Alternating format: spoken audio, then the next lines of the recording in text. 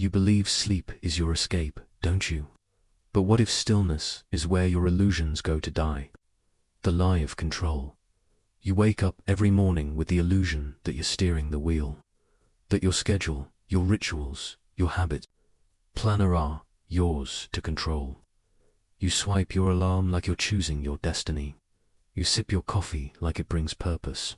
But everything in you has already been scripted long before your morning ever began. Epictetus warned that we are disturbed not by events, but by our judgments about them. But what if even your judgments were inherited distortions, memes of survival disguised as virtue? What if the so-called self-discipline you pride yourself on is just behavioral compliance, conditioned through shame? You were not born rational. You were born screaming. Everything after that has been a reaction, a desperate negotiation between chaos and approval. The Stoics said to accept what you cannot control. But no one tells you that what you cannot control is almost everything, including your desire to control. They told you to master your emotions. But did you ever ask why you have them in the first place? Fear, grief, anger, these were survival signals, sharpened over millennia, not moral failures. Yet here you are, pathologizing your tears, apologizing for your rage, calling your anxiety a malfunction. Your biology is older than your philosophy, and it's laughing at your attempts to out-reason it. Control is the most elegant prison of all. The belief that you are in charge keeps you from seeing the walls. You do not manage time. You do not manage your fate. You barely manage your breath. You meditate to calm the mind, but the mind was never yours to calm. Thoughts appear like lightning do. You summon them, or do they arrive? You cling to letting go as a technique, but the very act of trying to let go is still a grasp. You are a paradox, willing yourself to unwheel, controlling yourself into surrender. Marcus Aurelius said, "You have power over your mind, not outside events." But what if you have no power over your mind either? What if your thoughts are just echoes from a cave you never chose to enter? Science tried to rescue you.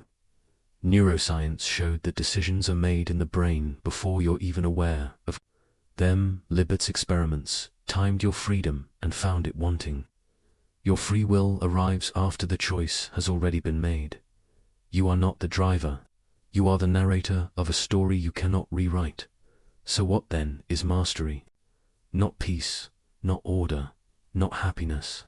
Mastery, in the Stoic sense, is silence in the face of absurdity. It is the stillness that doesn't beg for clarity. It is the scream swallowed because there is no listener. Emotional mastery is not the absence of emotion, it's the refusal to identify with it. But even that refusal is learned, not born. You don't know who you are. You never did. You've only ever been a reaction, curated, edited, praised or punished into shape. And when you lie down at night, when your rituals fall away, when there is no more breath to anchor, no more gratitude to journal, no more affirmations to chant, what remains? The hum of thoughts you didn't choose, the ache of control you never had, the truth you were too awake to see. So if you've never really controlled anything, not even yourself, then who is the you trying so hard to master it all? The illusion of identity. You wear your name like armor, as if syllables could protect you from the slow erosion of meaning. You say, I am this, and I am not that. But who taught you those lines? Who carved that mask and handed it to you with pride? The Greeks had a word for it: persona, theatrical mask, not a soul. The Stoics knew this. Marcus Aurelius wrote endlessly about roles: father, emperor, human. He never confused the costume with the core. But you do. Every day your identity is a performance so seamless you forget you're on stage. You weren't born knowing your favorite color, your pronouns, your traumas, your type. These are hand-me-downs, fragments of memory, culture, expectation, and pain, stitched together with fear. You believe you're authentic, but your authenticity is curated, pixelated, optimized for approval. Even your rebellion is borrowed. You think you're unique because you zig where others zag. But every counterculture is another culture. Every outsider belongs to some tribe. You're not original. You're a remix of deeper patterns, socioeconomic code, evolutionary reflex, familial inheritance, and trauma scripting itself into a thesis. And here's the cruelty. The more you believe in the self, the more power it has over you. Every time you say, I am anxious, I am broken, I am unlovable, you tie the rope tighter. You identify with a temporary state and confuse it for eternal truth. The Stoics called this the tyranny of passion, not because passion is evil, but because you think you are your passion. You forget you are the space between it all. Who are you when no one is watching? Not your memories, they are unreliable, neurochemically rewritten every time you recall them. Not your thoughts, they emerge, unbidden, and vanish without consent. Not your body, it sheds and rebuilds its cells constantly. Not your voice, it changes with age, mood, fear. Not your beliefs, they bend when pressure mounts. Not your story, because that, too, has been edited for sympathy, not accuracy. You are a narrative in progress, pretending to be a fixed point. And that pretense is eating you alive. Neuroscience agrees. The self is an emergent illusion. Experiments, phantom limbs, dissociative identity, all testify that identity is a trick of integration. You are not one thing. You are many, and sometimes you're not even here. Psychology calls it depersonalization. Philosophy calls it anatta. You call it burnout or confusion or existential crises. But the truth is simpler and harder. There is no self to stabilize. Only a flickering observer clinging to whatever seems stable for now. The Stoics whispered it in every line. You are not your status, your pain, your plans. You are breath and bones and impermanence. They didn't teach you how to find yourself.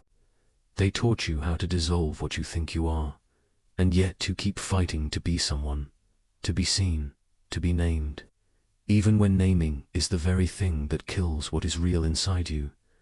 So tonight, as you drift into sleep, ask yourself, if I am not my memories, not my mind, not my name, then who exactly is falling asleep right now? The myth of progress.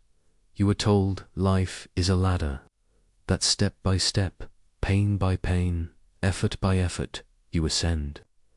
Higher salary, better habits, healthier relationships, more self-awareness, more growth. They said there's a summit waiting for you, and every sacrifice will make the climb worthwhile. But what if the ladder leads nowhere? Progress is the mythology of the modern world. The promise that every second can be leveraged, every scar turned into wisdom, every breakdown into a breakthrough. It flatters your pain, romanticizes your suffering, and turns your soul into a project. Even your grief must be productive. Even your depression must have a silver lining.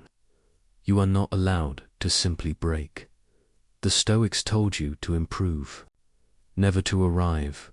They believed in virtue, not victory, but you twisted it.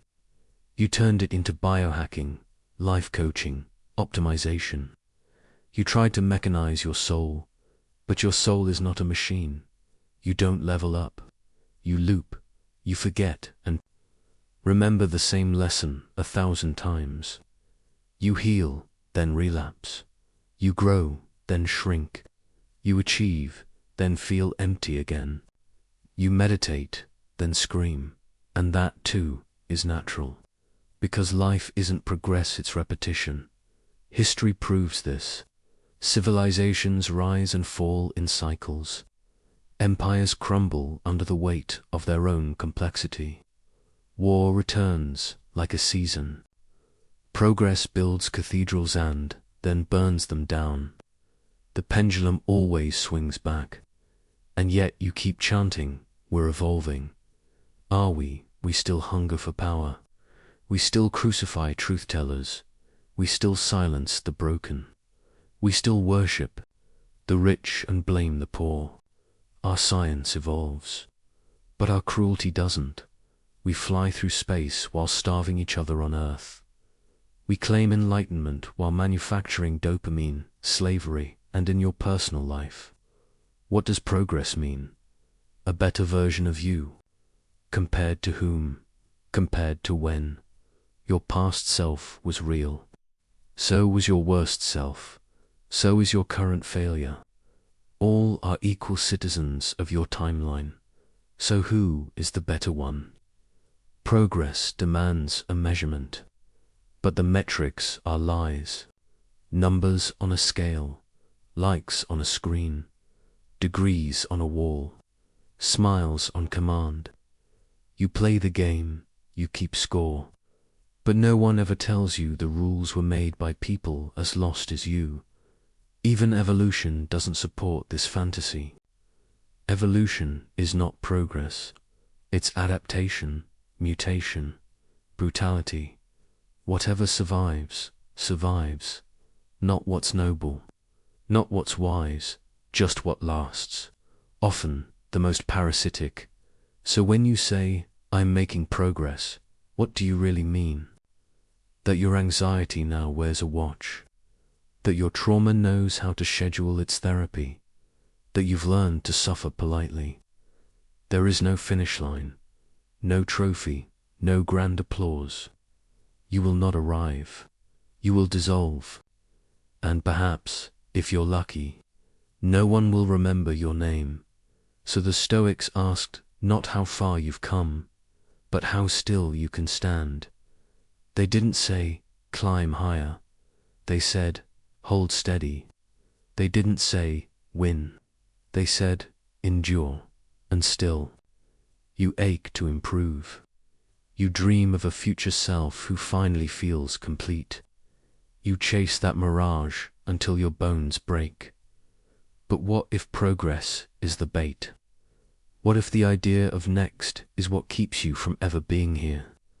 If nothing you fix will ever make you whole, then what, exactly, have you been working toward all this time? The tyranny of meaning. You've been told that everything happens for a reason, that every heartbreak was a hidden lesson, that the universe has a plan, that pain is a teacher, that suffering refines the soul. But what if it doesn't? What if the universe isn't speaking to you? What if it's silent not in the poetic sense, but in the void-like, uncaring, deafening way that silence actually feels when you're alone? What if your search for meaning is nothing more than a psychological defense mechanism, a story you invent to survive your insignificance? Viktor Frankl said we need meaning like air, but he was speaking from a concentration camp, a place where meaning had to be invented just to prevent the mind from folding in on itself. He wasn't validating the universe's plan, he was resisting its cruelty. The Stoics didn't promise meaning, they offered resilience in its absence. They stared into the blank stare of fate and whispered amor fati. Love your fate, not because it's meaningful, but because it's yours. Even if it breaks you, and yet still you turn every tragedy into narrative. You romanticize your trauma. You create coherence from chaos. You insist it made you stronger, as if that justifies the blood, as if a scar is only valid if it has a story attached. But some wounds aren't metaphors. Some things just hurt. Some people just die. Some children don't get saved. Some dreams rot on the vine. And no, it doesn't make you stronger. It makes you tired. And that's okay. But even saying that's okay is another attempt to make it mean something. The truth is, meaning is fragile. It shifts with language, with culture, with age. What gave your ancestors purpose would give you shame. What feels sacred now will one day feel absurd. Meaning is a moving target, one you invented. One You keep chasing, and science doesn't save you. The universe, as physics describes it, is indifferent. The laws are elegant, yes, but they are not kind. Gravity doesn't care about your grief. Thermodynamics doesn't pause for your heartbreak. The atoms in your body were once in a star. Beautiful, yes, meaningful, only because you say so. Psychology tells us your brain is a pattern detection machine. It finds meaning even where none exists. That's how superstitions form. That's how conspiracies thrive. That's how people find faces in clouds and God in chaos. The same mechanism that gives you poetry also gives you delusion. So what are you clinging to? Is it the belief that your life matters in some cosmic equation, that the nights you cried alone were not wasted, that the people you loved will echo forever in some eternal narrative? But they won't. You will be forgotten. Your work will erode. Your name will vanish. Your thoughts will fade into oblivion. And that's not a threat, it's a certainty. Even the stars die. Even galaxies collapse. So what does your meaning mean? The Stoics accepted this. They didn't deny it. They stood in the ruins of certainty and refused to flinch. That was their strength, not their hope, but their composure. Not their belief in a grand plan, but their refusal to beg for one. And now, here you are, in bed, hunting for sleep, but really searching for reassurance that this, somehow, matters. That your pain has a point. That your life is not just a prolonged coincidence. But what if it is? If the universe is not speaking to you, then who are you trying so hard to interpret? The prison of the present moment. They told you to be mindful, to breathe, to anchor yourself in now. Because the past is regret, the future is anxiety, and now is all you have. But what if now is the most suffocating lie of all? You chase the present moment like a promised land. You believe if you can just be here, everything will settle. But here is never still. Here is always already vanishing. The second you notice it, it's gone. Awareness kills it. Chasing the present is chasing a ghost. The Stoics taught presence, yes, but not as salvation, not as escape. They taught presence as confrontation. Marcus Aurelius didn't meditate to find peace. He meditated to endure chaos. His journals are not affirmations, they're arguments with himself.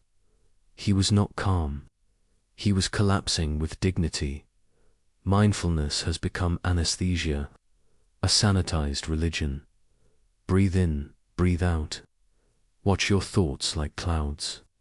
Pretend stillness is freedom.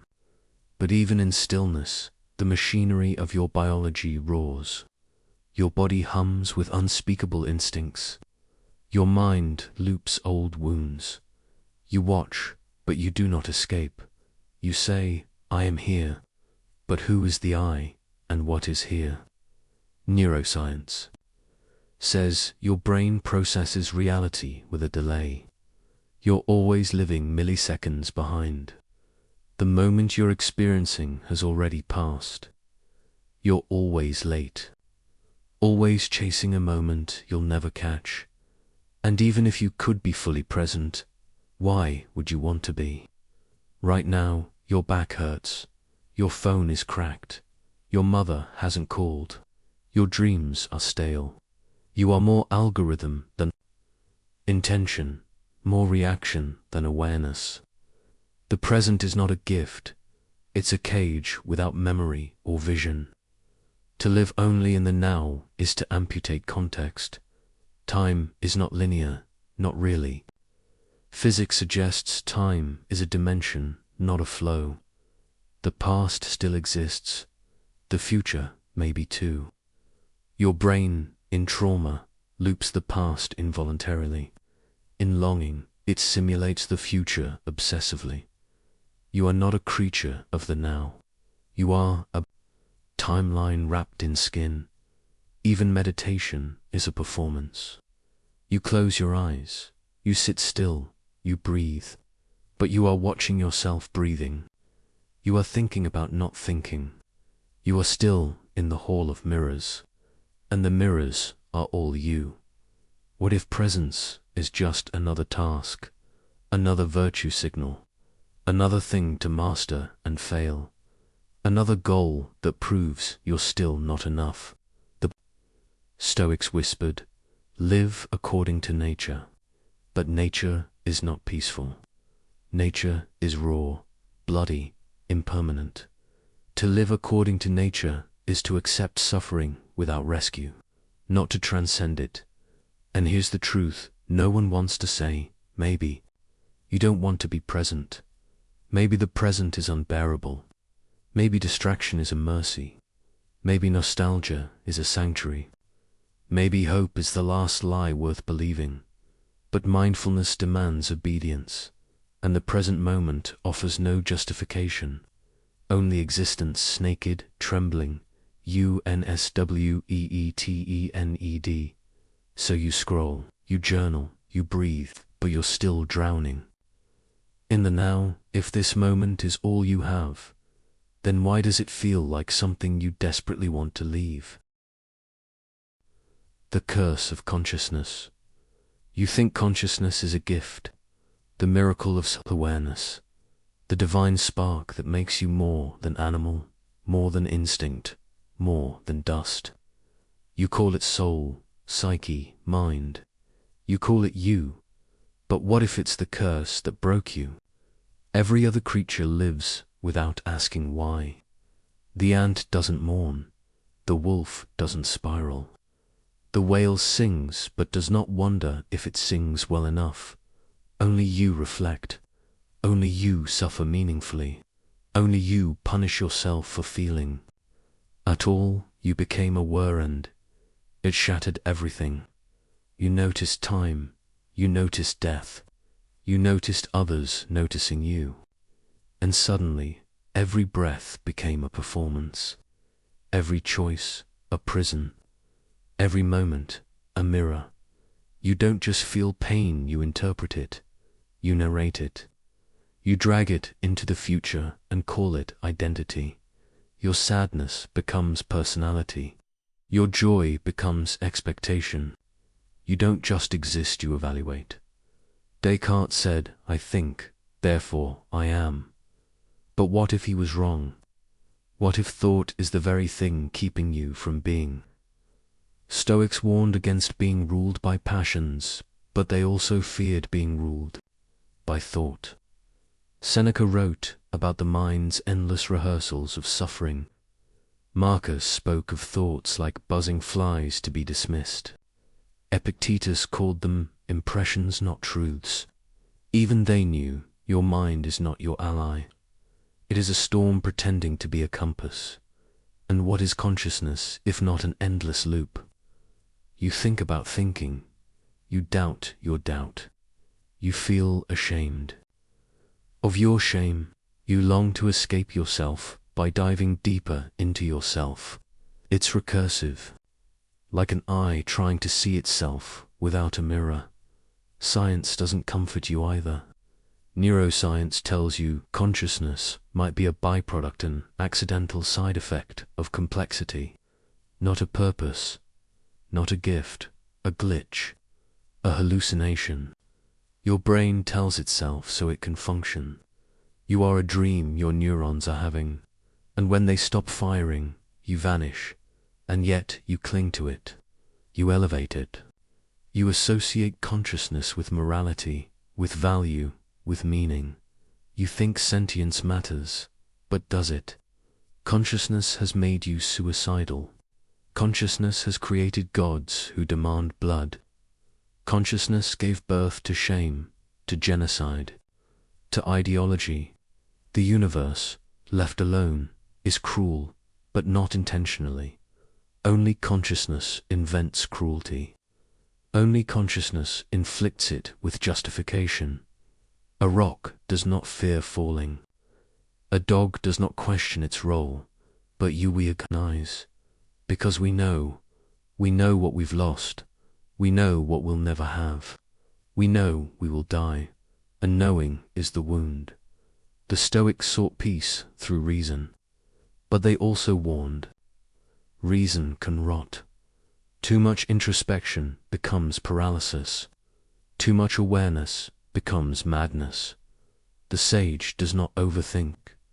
The sage sees clearly and accepts, not because it's comforting, but because there's no other way. So you meditate, you journal, you talk to therapists, you drink, you scream into pillows, you take pills that silence the chorus in your skull.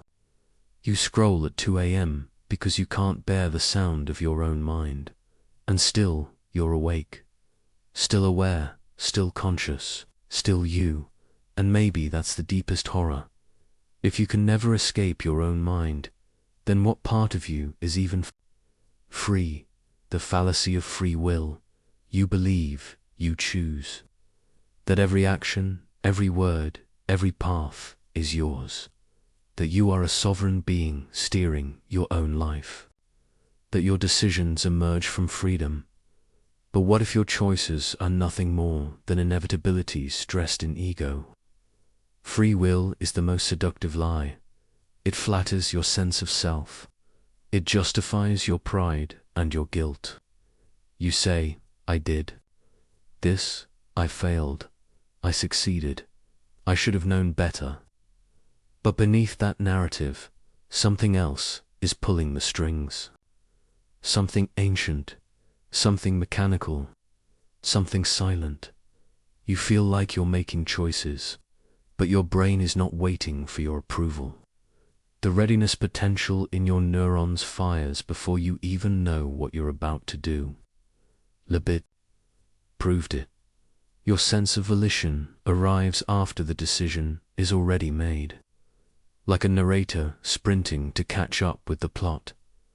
And even if you could stop and choose differently, what would influence that choice?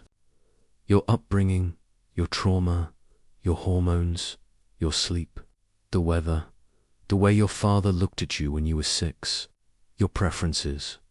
But where did those come from? You are a haunted algorithm, a sum of chemicals, memories, and fears that you never consented to. Your personality is architecture you didn't design. You inherited it like a curse, and now you call it me.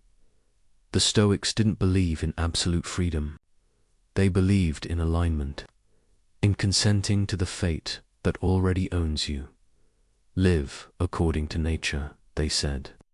Not because nature is merciful, but because it's real. To fight it is to drown. To accept it is to float still in the river, still carried by current, but no longer gasping. And still you grasp for control. You read books on habit. You attend coaching sessions. You install apps to change your brain. But every change is still driven by something you didn't choose. Pain, shame, the need to belong. There is no clean slate, no starting point outside. The system, even your rebellion, is predicted. Determinism isn't just physics, it's psychology. You respond to incentives. You avoid pain. You chase comfort. You perform identity for validation. You buy, not because you want, but because the ad was timed perfectly after your dopamine crash. You say, I decided to change. But what if change was the only path your system would allow under the weight of consequence? What if you never decide? Anything, you simply react with increasing complexity. And yet you punish yourself for not being better, for not choosing wisely, for repeating mistakes, as if you were a god who fell. But you were never a god. You were always a puppet with awareness. The Stoics didn't weep over fate. They bowed to it. Amor fati, love it. Not because it's kind, but because it's inescapable. So here you are blaming yourself for a script you didn't write, choices you didn't design, thoughts you didn't summon, and feelings you inherited like broken heirlooms. You think freedom is choosing between two doors, but both doors lead to rooms built by someone else. If your every decision is shaped by forces outside your control, then who exactly is choosing the seduction of success? They dangled it in front of you like salvation. Success, the crown, the finish line, the proof that your suffering wasn't meaningless. They didn't tell you that it would feel like nothing. You chase success like oxygen. Better titles, higher income, followers, abs, degrees. You build a life designed to impress people you wouldn't trust with your silence. And when you reach the top, if you reach I too, find nothing but thinner air and a quieter kind of loneliness. The Stoics knew this. Seneca was one of the wealthiest men in Rome. He wrote about virtue while financing a brutal empire. He mentored Nero. He spoke of detachment while clinging to power. His words were wise, his life contradiction. He wasn't a fraud, he was human. And that's the point. Success doesn't liberate you, it shifts the burden. You once feared failure, now you fear losing what you've gained. The stage is bigger, the fall is steeper, the applause is addictive, and suddenly your identity is held hostage by an audience that doesn't know you or care. You think achievement will complete you, that one more win, one more project, one more compliment will finally silence the hunger. But the hunger is not for success, it's for enough. And success has never given anyone that, because success is not measured in solitude. It requires witnesses. You cannot be successful alone. You need others to validate it. And that makes it fragile, because others are fickle, and memory is short, and relevance expires. You think you're building a legacy, but you're building a resume for ghosts. Your descendants will not remember your metrics. Your trophies will rust in donation bins. Your name will be misspelled in a book no one reads, even those who succeeded beyond comprehension. Caesar, Alexander, Jobs are now cautionary tales. Icons, yes, but also warnings. They conquered, they built, they were feared, and they died unsatisfied. Success consumes the self. You become what you do, and when you stop doing it, you collapse. The burnout is not from effort, it's from becoming. A performance, a brand, a strategy, a product. The Stoics warned of this. Reputation is noise, Epictetus said. Wealth is indifferent, but you don't believe them. Not really, because poverty hurts, and obscurity stings. So you chase success because it's meaningful, but because failure is unbearable. And what is failure, really? Not meeting expectations you never set, disappointing people who never understood you, falling short of standards that were designed to make you feel small. Your failure is not yours, it's inherited, just like your definition of success. And still, you grind, you wake early, you optimize, you hustle, because the alternative is terrifying, that maybe none of it matters, that maybe being enough was never up to you. So ask yourself, who are you trying to impress? And why do you keep calling their approval your purpose? If success cannot save you from your own emptiness, then why do you keep pretending it's your cure?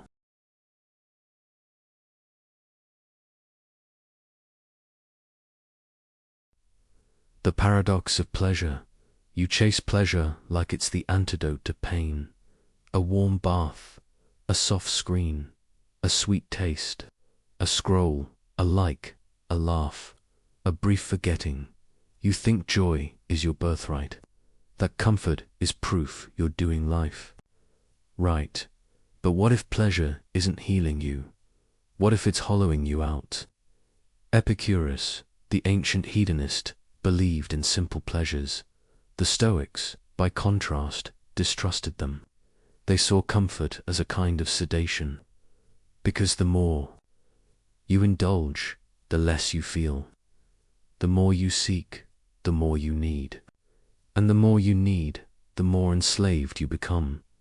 You've built an entire identity around escaping discomfort. You say it's self-care. You say you deserve it. You call it healing. But is it? You're not healing. You're numbing. You're medicating your existential nausea with convenience. And the cure has become the disease. Dopamine doesn't discriminate. It rewards what works. And what works best is usually what numbs fastest. Novelty, noise, sugar, approval, porn, validation. You're no longer pursuing meaning. You're pursuing distraction from the absence of it. Neuroscience calls it the hedonic treadmill, the phenomenon where every pleasure fades. You adapt. You need more and more, until even ecstasy feels like silence. You scroll for hours, not because you're entertained, but because the silence between swipes terrifies you. You eat, not because you're hungry, but because you're bored. You chase love, not because you want to give, but because you cannot stand being alone with yourself. Pleasure has become your pacifier. Your soul is howling, and you're handing it a glowing screen. The Stoics did not deny joy, but they demanded it arise from within. They drank wine, but did not depend on it. They made love, but did not worship it. They believed the only true pleasure is self-command. Everything else is just delay. Sweet, temporary, expensive delay, and pleasure comes at a cost. It dilutes your resilience. It shrinks your thresholds. You now need silence to be curated, light to be ambient, words to be soothing, people to be agreeable. You've confused fragility with sensitivity. You've labeled avoidance as emotional intelligence, but avoidance is not peace. The more you escape pain, the less you can face truth. And truth is not pleasurable. Truth is jagged. Truth is hollow. Truth does not care about your comfort, and still you bathe in pleasure rituals. A candle, a bath, a mantra, a buzzword. You light incense on top of a corpse and call it healing. But what if pleasure is just well-marketed fear? Because the moment you stop, when the noise dims, when the sugar wears off, when the eyes close, what's left? The ache, the silence, the self. If pleasure is your escape from pain, then why does it always bring you back to it? The disease of perfection you were told to improve, to get better, to grow, to optimize, to become the best version of yourself. But best according to whom? Perfection is a shape that keeps changing, a target that retreats the moment you approach it. You chase it, but you never catch it, because it was never meant to be caught. It was meant to keep you running. The Stoics never spoke of perfection. They spoke of virtue, not flawlessness, character, not achievement. They understood that the obsession with perfection is not a pursuit of excellence. It's a form of violence, a slow, socially sanctioned form of self-erasure. Perfectionism isn't it's self-hatred dressed as ambition.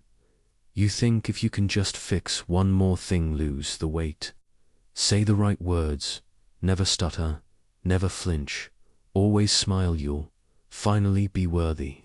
But perfection doesn't create worth.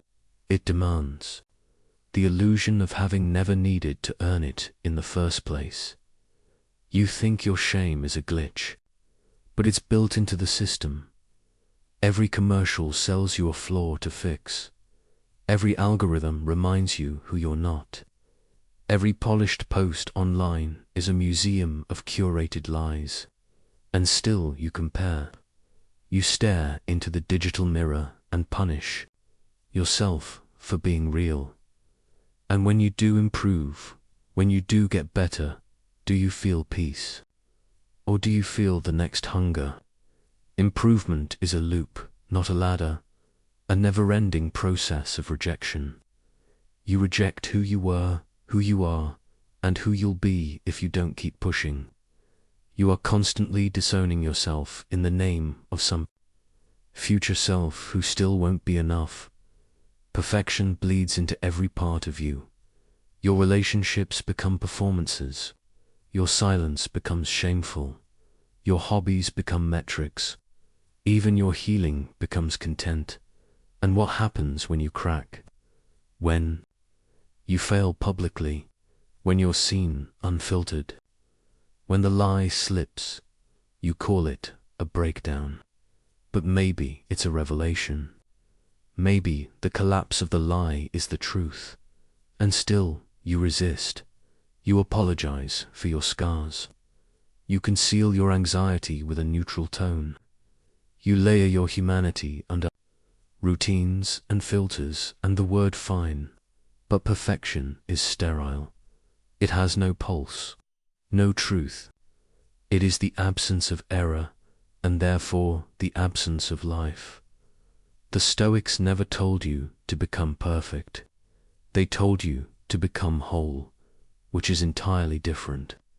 Wholeness includes the ugly, the broken, the still wounded, the unfinished. But you don't want wholeness. You want control. You want to be unimpeachable, above critique, immune to abandonment, worshipped without risk. And that's not self-mastery. That's self-destruction. You were born unfinished. You will die unfinished. And nothing you polish will outlast the entropy you came from. So tell myth, perfection never arrives. Then why do you keep dying to become it? The mirror of other people. You think you know yourself, that the voice in your head is yours, that your likes, your dislikes, your fears, your tone are authentic. But what if every part of you has been shaped by someone else? You began as a reflection, a mimicry, a desperate attempt to belong, a child absorbing tones, words, sighs, and silences. You adjusted your volume to avoid punishment. You modulated your expression to receive affection. You built a self out of survival, and you called it me. The Stoics warned of this. They spoke of opinion as pollution, of praise as poison, of fame as a kind of soul death. If you seek applause, they said, you are already lost, and yet you do seek it every day. You ask, do they like me? Was I too much? Did I say the right thing? Am I good enough to be seen, but not too much to be resented? You perform for friends, for strangers, for followers, for people whose names you'll forget, but whose gaze shapes you anyway. You believe you're expressing yourself, but really, you're just editing. You remove the parts you think they'll reject. You amplify the traits you think they'll love. You become a brand, a performance of coherence, a curated ghost. And the irony, the people you're trying to impress are just as fractured as you, just as haunted, just as unsure. You're a mirror trying to please other mirrors. You're a hall of reflections begging for substance, and no one can give it to you. Your relationships become theaters. You share parts of yourself like menu items. You hold back what might disgust. You exaggerate what might endear. And slowly, the true self, if such a thing exists, atrophies in the shadows. Even love becomes performance. You become the good partner, the understanding friend, the strong one. But who asked for that role? Who gave you that script? And what does it cost you to keep playing it? Psychology has a name for this: the looking glass self. You become who you think others think you are. Your identity is not internally, it's outsourced, which means your sense of self can be shattered by a stranger's glance, a parent's silence, a lover's withdrawal. You say, they made me feel this way. But what if they only revealed what you already believed? That you are not lovable unless performed, that you are not safe unless masked. That authenticity is exposure, and exposure is annihilation. The Stoics did not seek validation. They sought integrity, a life lived in alignment with nature, not opinion. But even that is hard, because nature doesn't clap. Nature doesn't say, well done, so you return to people, to the crowd, to the echo chamber of applause and critique. Because silence is unbearable. Because solitude feels like erasure. Because if no one sees you, do you even exist? You cannot stop needing people, but you can stop mistaking their gaze for truth. And yet, every compliment still spikes your dopamine. Every rejection still echoes like thunder. Every glance still twists your posture. You're aware, you're exposed, you're addicted to being seen. But what if being seen is not the cure? What if it's the disease? If every version of you is shaped by others, then who is the version that's watching all of this happen? The myth of the inner child. You close your eyes and picture it. A small, wounded version of yourself. Innocent, fragile, pure. You call it your inner child. You're told to heal it, to speak to it, to soothe it, to forgive those who hurt it. But what if the inner child is just another illusion? What if there is nothing to heal because there was never anything whole? You imagine a time before the pain, before the anxiety, the shame, the self. But that time never existed. You were born into noise, into absence, into systems of survival. You never were untouched. You were shaped in trauma's image before you had words. Even your first cry was a protest against pain. Psychology offers you, the inner child, as a metaphor, bridge to the unspeakable, a way to frame your distress in tenderness. But now it has become an industry, an aesthetic, a therapy trend that sells you nostalgia as truth. But the Stoics would scoff at this. They did not believe in coddling the past. They believed in enduring the present. They knew the self was not a sanctuary, it was a storm, a field of battle between impulse and reason. They would not ask what your child self needed. They would ask what your adult self must become, and yet too long to return to the version of you who had no bills, no broken hearts, no betrayals, no calendar full of deadlines and therapy sessions and breathwork routines. But the child wasn't free. The child was helpless, unformed, incomplete. You want to believe healing is possible, that if you just whisper enough affirmations into your wounded core, you'll be okay. But you're not whispering to a child. You're whispering into the void. What you're really trying to do is recover a self who didn't have to try to be loved. But that child was loved conditionally, or not at all. That child bent and twisted to fit the container they were handed. That child was not pure. That child was you already adapting. Even now, you confuse regression with healing. You chase comfort like it's redemption. But the wound never closes. It just grows familiar. You learn to sit beside it. Or you numb it with spirituality, routine, or curated softness. You talk to the child in you, hoping they'll tell you who you are. But all they say is, I don't know either, Because there is no original self waiting to be rediscovered. There is only a mirror cracked by time, and every shard is you unfinished, contradictory, incomplete. The Stoics asked not for they asked for sovereignty. Not what do I need to feel whole, but what must I accept to endure. Not who hurt me, but who am I when no one comes to rescue me. You keep searching for the lost child, but what if nothing was lost? What if what you call wounding was simply the world, as it is, cold, blind, relentless, leaving its fingerprints on your soft, blank surface? You say, I want to return to who I was, but that person never existed. If the inner child was never whole, then what exactly are you trying to get back to? The hallucination of the future. You live forward, you save, you plan, you dream.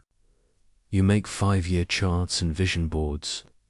You visualize your best life. You endure the unbearable now because you believe in a better then. But what if the future is a hallucination? A drug your mind feeds you so you don't unravel in the present. The Stoics warned you. The only time that's real is the one you're in. And yet you spend your life living in moments that haven't happened. You trade today for a someday that never arrives. And when it does, it's never what you pictured. The job is hollow. The relationship is fragile. The healed version of you still flinches at shadows. You tick off goals, but they don't hold you. You achieve, and yet you ache. The future was a mirage, a reflection of your current hunger. Dressed in hope, psychology calls it effective forecasting. The tendency to misjudge how you'll feel in the future. You think success will fulfill you. It doesn't. You think love will complete you. It doesn't. You think healing will erase the scar. It won't. Because every future you dream of is imagined with the same faulty tools. Your current pain, your unmet needs, your distorted memory. You don't envision the future, you project your trauma into it. And yet the future governs everything. You delay pleasure for it. You suppress truth for it. You stay silent for it. You endure abuse for it. You become someone else for it. All for a future that is fundamentally uncertain. Death is the only thing guaranteed. Everything else is a fiction, and still you plan. You attach timelines to your worth. You compare your milestones to others. You punish yourself for not being ahead. But what is ahead? And what is late? Compared to whom? Compared to what? Even time itself is not fixed. Physics teaches us time dilates with speed, with gravity. Einstein shattered your clock. There is no universal now. So what is your future, really? A neurological simulation, a controlled hallucination that gives your suffering a reason to continue. You think you're preparing, but what you're really doing is bargaining. You're saying, I will endure today if tomorrow rewards me for it. But tomorrow never makes good on that promise. It simply becomes another today, another moment to endure for the next illusion. The Stoics knew this. They didn't invest in the future. They prepared for death. Memento mori, not to terrify but to clarify. Because when you accept death, you stop waiting to live, but you won't let go. You dream of someday. Someday they'll understand you. Someday you'll love yourself. Someday you'll be at peace. But there is no someday. There is only this moment, and your resistance to it. And in the end, the future doesn't arrive like a celebration. It comes quietly, as now stripped of magic, pregnant with the same ache you tried to outrun. If the future never exists outside your imagination, then what are you really chasing when you say you're building a life? The specter of death. You say you accept it. that death is natural, that it gives life meaning, that it's just another chapter. But those are just words, pretty lies dressed as philosophy, because when you're alone, truly alone, and the noise dies down, and the night stretches too long, and your breath feels too shallow, you don't think of beauty. You think of erasure. The Stoics faced death daily. Let every act be as if it were your last, said Marcus Aurelius. But that wasn't bravery, that was clarity, because death isn't dramatic. It's mundane, quiet, final. It doesn't arrive with music. It slips in unnoticed. And everything you were becomes was dot and still. You pretend. You call it transformation. You call it going home. You invent afterlives, karmas, reincarnations. You wrap oblivion in poetry because you cannot stand the idea that it all just ends. But what if it does? What if death is not a door, but a wall? What if the last time someone says your name is the last time you exist? What if all your memories dissolve into chemical silence, never to be recovered? Science offers you no rescue. Neuroscience confirms that consciousness is fragile, dependent on neural patterns, blood flow, and electrical noise. When the current stops, so does the dream. You don't go anywhere. You disappear, and yet you plan for decades. You invest, you diet, you delay joy. You say, when I retire, ... When the kids grow up, when things settle down, as if you're promised a later. But you are not promised anything. People die, mid-sentence, mid-dream, mid-forgiveness, mid-repair, and what they leave behind is unfinished noise.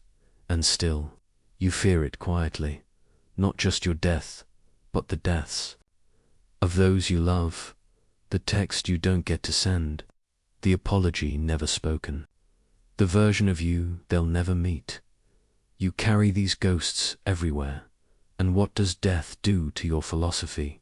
It guts it, because every Stoic lesson is filtered through mortality. Every teaching is just a rehearsal for the final silence. You meditate to find peace, but death is the true meditation, not the breath, not the stillness, but the question, what if this is it? No epilogue, no light, no return, just absence. You scroll through photos to convince yourself that you matter. You archive your existence through posts and pixels. But when you're gone, even your data will decay. Servers crash, files corrupt, people forget, and yet you ache to be remembered. You donate in your name, you create, you sacrifice, you immortalize your initials on stone, on screens, on skin, but even legacy dies. Time doesn't care. The Stoics didn't try to cheat death. They stared into it and asked, so what now? Not what after, but what now, knowing there is no after. So you sleep, each night, a dress rehearsal. The small death, and you hope the morning arrives. But one day it won't. And when it doesn't, what will remain? If death is the only certainty, then why do you live as if you're eternal? The trap of hope. You think hope is sacred, that it's what keeps you alive, that without it you'd collapse, that it is the one light that cannot be extinguished. But what if hope is just the most beautiful chain? The Stoics distrusted hope. They saw it as a hidden twin of fear, because to hope for something is to fear its opposite. To hope for success is to fear failure. To hope for love is to fear abandonment. To hope for peace is to fear the storm. Hope ties your soul to the future. It keeps you somewhere else, anywhere else, but here. And here is all there is. You say, hope got me through. But what if it was despair that sharpened your edges? What if survival happened in spite of hope, not because of it? You tell yourself, things will get better. But that sentence holds a cruel implication. They are not good enough now. And so you remain suspended, waiting for the day when the ache subsides. But the day keeps moving. Hope sells you a narrative that your pain is part of a plan, that the universe owes you balance, that your suffering will one day be redeemed. But the universe is not a bank, and there is no receipt for your grief. Still, you pray to gods, to fate, to algorithms, to lovers, to better days. You light candles, not for warmth, but for illusion. You chant affirmations like spells, trying to bend reality into kindness, but reality is indifferent. The Stoics called this fate logosa system too vast to negotiate with. You cannot plead with gravity. You cannot beg time to wait. Hope is not strength. Hope is a delay, a sugar-coated pause button, a belief that somewhere, somehow, this will make sense. But what if it never does? What if some wounds never close? What if the apology never comes? What if the thing you're waiting for dies before it arrives? And what then? You'll hope again. Because you've been conditioned to. Hope is easier than acceptance. Hope allows you to fantasize instead of grieve. It gives you something to chase instead of something to feel. But the Stoics didn't chase. They stood still. Prepare for everything, they said. Expect nothing. Hope clouds vision. It softens resolve. It blinds you to what is. They didn't want you to hope. They wanted you to be unbreakable. And yet, you hope. You hope the pain was worth it. You hope the suffering made you stronger. You hope you won't be alone forever. You hope someone is listening. But no one promised you any of that. So you sit in the silence with your flickering expectations, and call it faith, and call it courage, and call it human. But perhaps the most human thing isn't to hope. It's too hurting to keep going anyway. If hope is what you need to endure this life, then what kind of life is it that you're hoping to survive? The violence of comparison. You measure yourself constantly against peers, against strangers, against the younger version of you who seemed more alive. You don't just live, you rank. You say it's natural, that it's motivation, that comparison helps you grow. But what if comparison is the quietest form of self-harm? You scroll through curated moments, engagements, promotions, glowing skin, golden hours, and you flinch. Not visibly, not loudly, but deep inside, a voice whispers, why not you? Why not now? Why not better? And with that whisper, a fracture forms. The Stoics warned of this trap. They told you to compare yourself only to your own virtue, to your own integrity, because anything else is illusion, because everything else is theft. And still you compare to bodies engineered by apps, to relationships polished by captions, to lives that don't exist beyond the frame. You are chasing phantoms. Even when you win, you lose, because the high of being better than is short, and the low of being less than is permanent. You become addicted to contrast, to checking where you stand on a ladder no one built but everyone climbs. But the ladder has no top, only shifting rungs. Today you're ahead. Tomorrow, forgotten. Comparison doesn't clarify, corrupts. It makes joy conditional. It makes progress invisible. It makes peace impossible. You cannot celebrate your small victories because someone else has a larger one.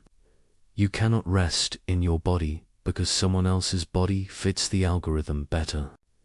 You cannot feel proud of healing because someone else has already transcended. You keep losing to people who aren't even real, and yet you continue. You compete in silence. You craft your image. You adjust your language. You curate your pain into something palatable because you don't want to be yourself.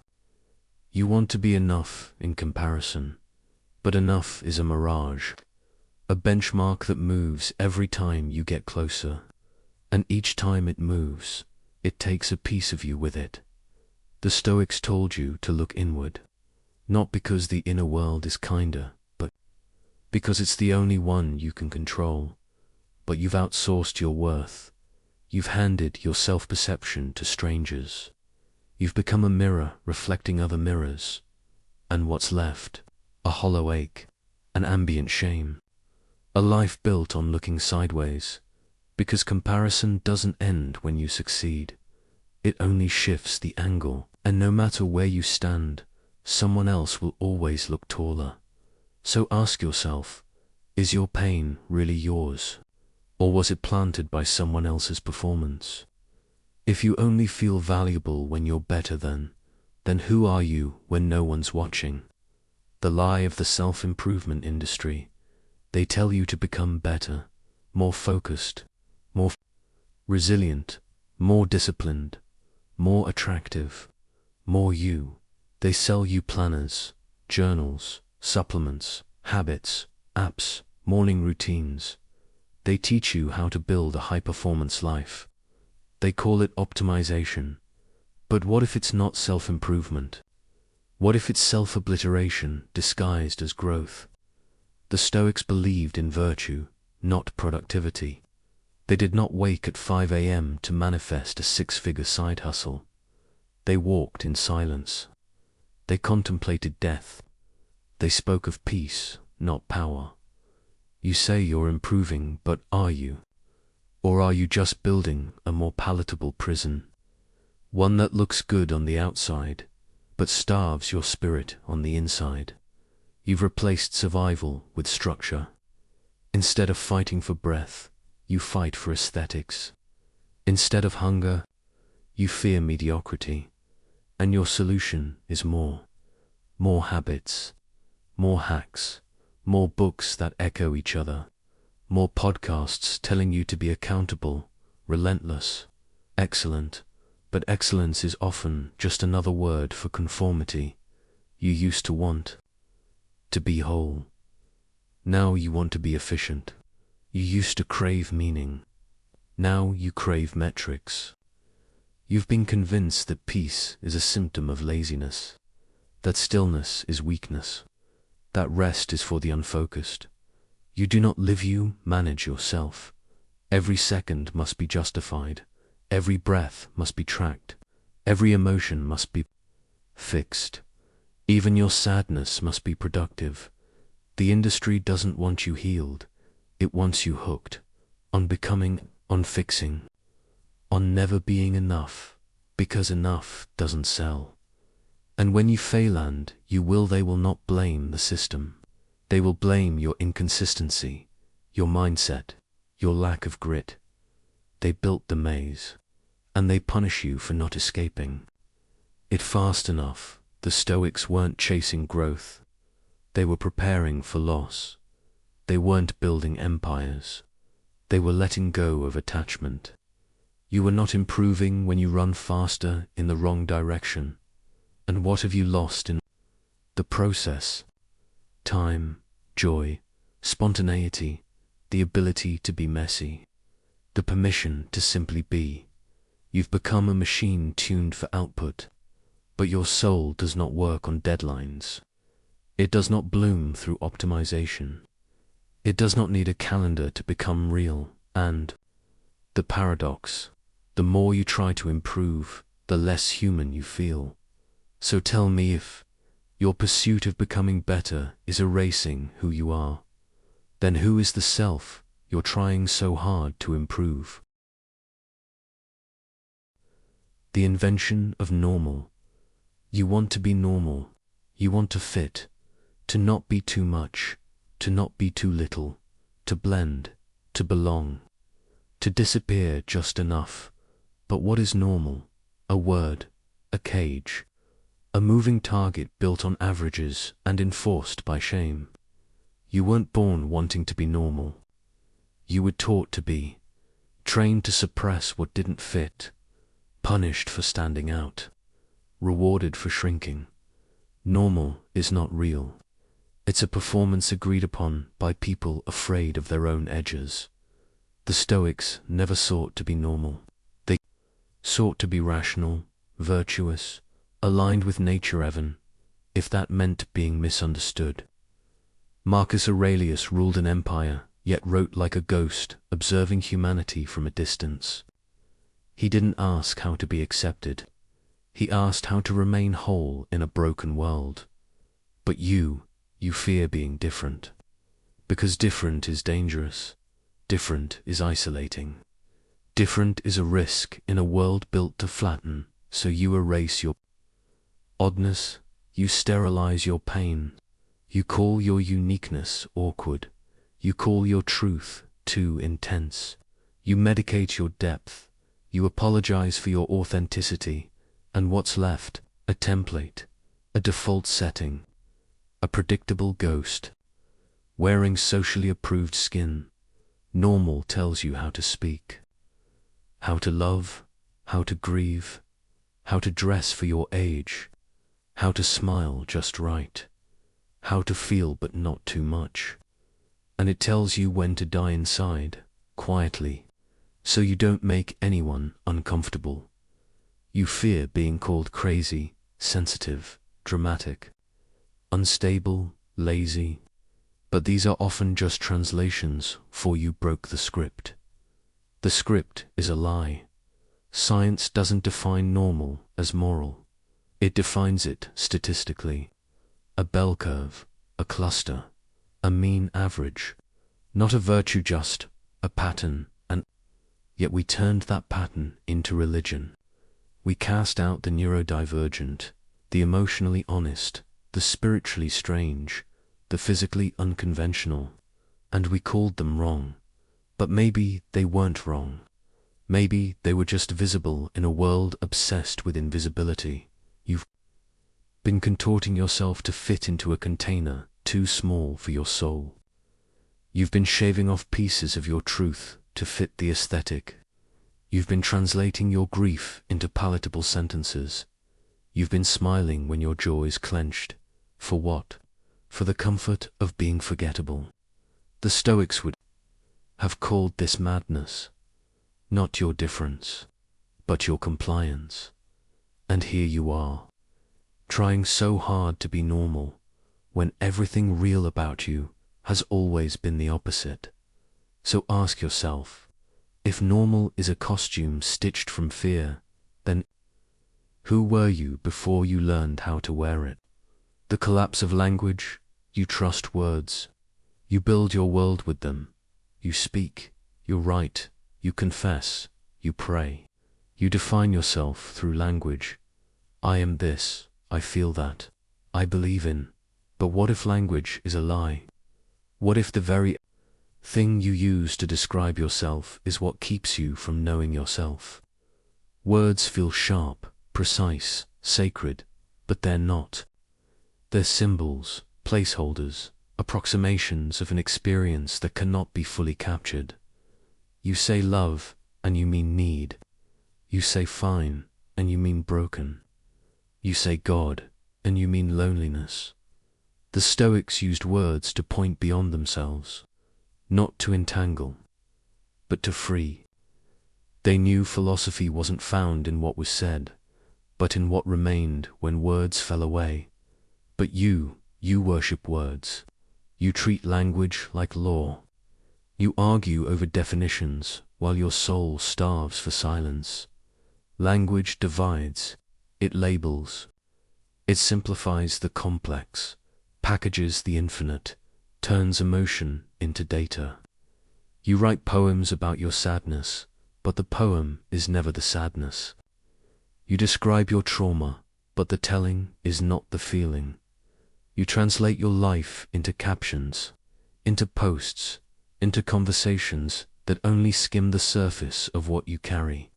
And in doing so, you create distance from the real, from the raw, from the thing inside you that cannot be named.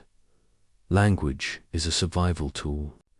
It evolved not for truth, but for manipulation, to warn, to seduce, to dominate, to deceive. Even your internal dialogue is shaped by a vocabulary you did not choose. So who are you beneath the words? Who is the self before self was a word? You say, I am anxious. But is anxiety your essence, or just the closest word you found to describe a storm no one else sees? You say, I am healing. But what does that mean? What does healing actually feel like beyond the metaphor? Even silence has become performative. You say, I'm going inward. You say, I'm processing. But these are still words, still performances of inner life. Language is a net, and you are the fish. And the more you speak, the more tangled you become. You want to be understood, but to be understood, you must be translated. And every translation loses something sacred. Some truths do not survive articulation. Some feelings rot the moment they're named. Some parts of you can only live in wordless presence. The Stoics practiced apatheia, apathy, but the tranquility that comes when you stop arguing with what is, not with words, with stillness, but you keep talking, you keep explaining yourself. To people who don't listen, you keep shouting your existence into voids that only echo back curated agreement or algorithmic silence. So tell me, if every word is a mask, then what remains when you finally go quiet? The silence that follows. Truth. You think truth will save you. That once you find it finally fully, it will settle the ache. That clarity will be a balm. That the answer will offer rest. But what if truth doesn't heal? What if it hollows? The Stoics weren't searching for comfort. They were dismantling illusion. Not because it felt good, but because it was necessary. They knew to see clearly is to suffer cleanly, but it's still suffering. You've built a life on borrowed truths, inherited scripts, cultural consensus, trauma narratives masquerading as identity. You cling to these truths like life vests, but the real truth, the one beneath your story, doesn't want to hold you. It wants to unravel you. You want the truth to validate your pain, to explain your patterns, to prove that you were right too. Hurt. But truth does not care about your vindication. It just stands there, cold, unflinching. And when you finally see it, not the version made for quotes or captions, but the raw, unfurnished truth, doesn't offer answers. It offers silence. The truth is, you are temporary. You are chaotic. You are filled with contradictions. You are capable of cruelty. You are terrified of love. You are more animal than angel. And you've been pretending otherwise because it makes the loneliness more bearable. You think truth is light, but light exposes. Light burns. Light reveals the stains you prayed would remain unseen. And what do you do with a truth that doesn't comfort? You try to package it, to soften it, to turn it into insight. But real truth is unmarketable.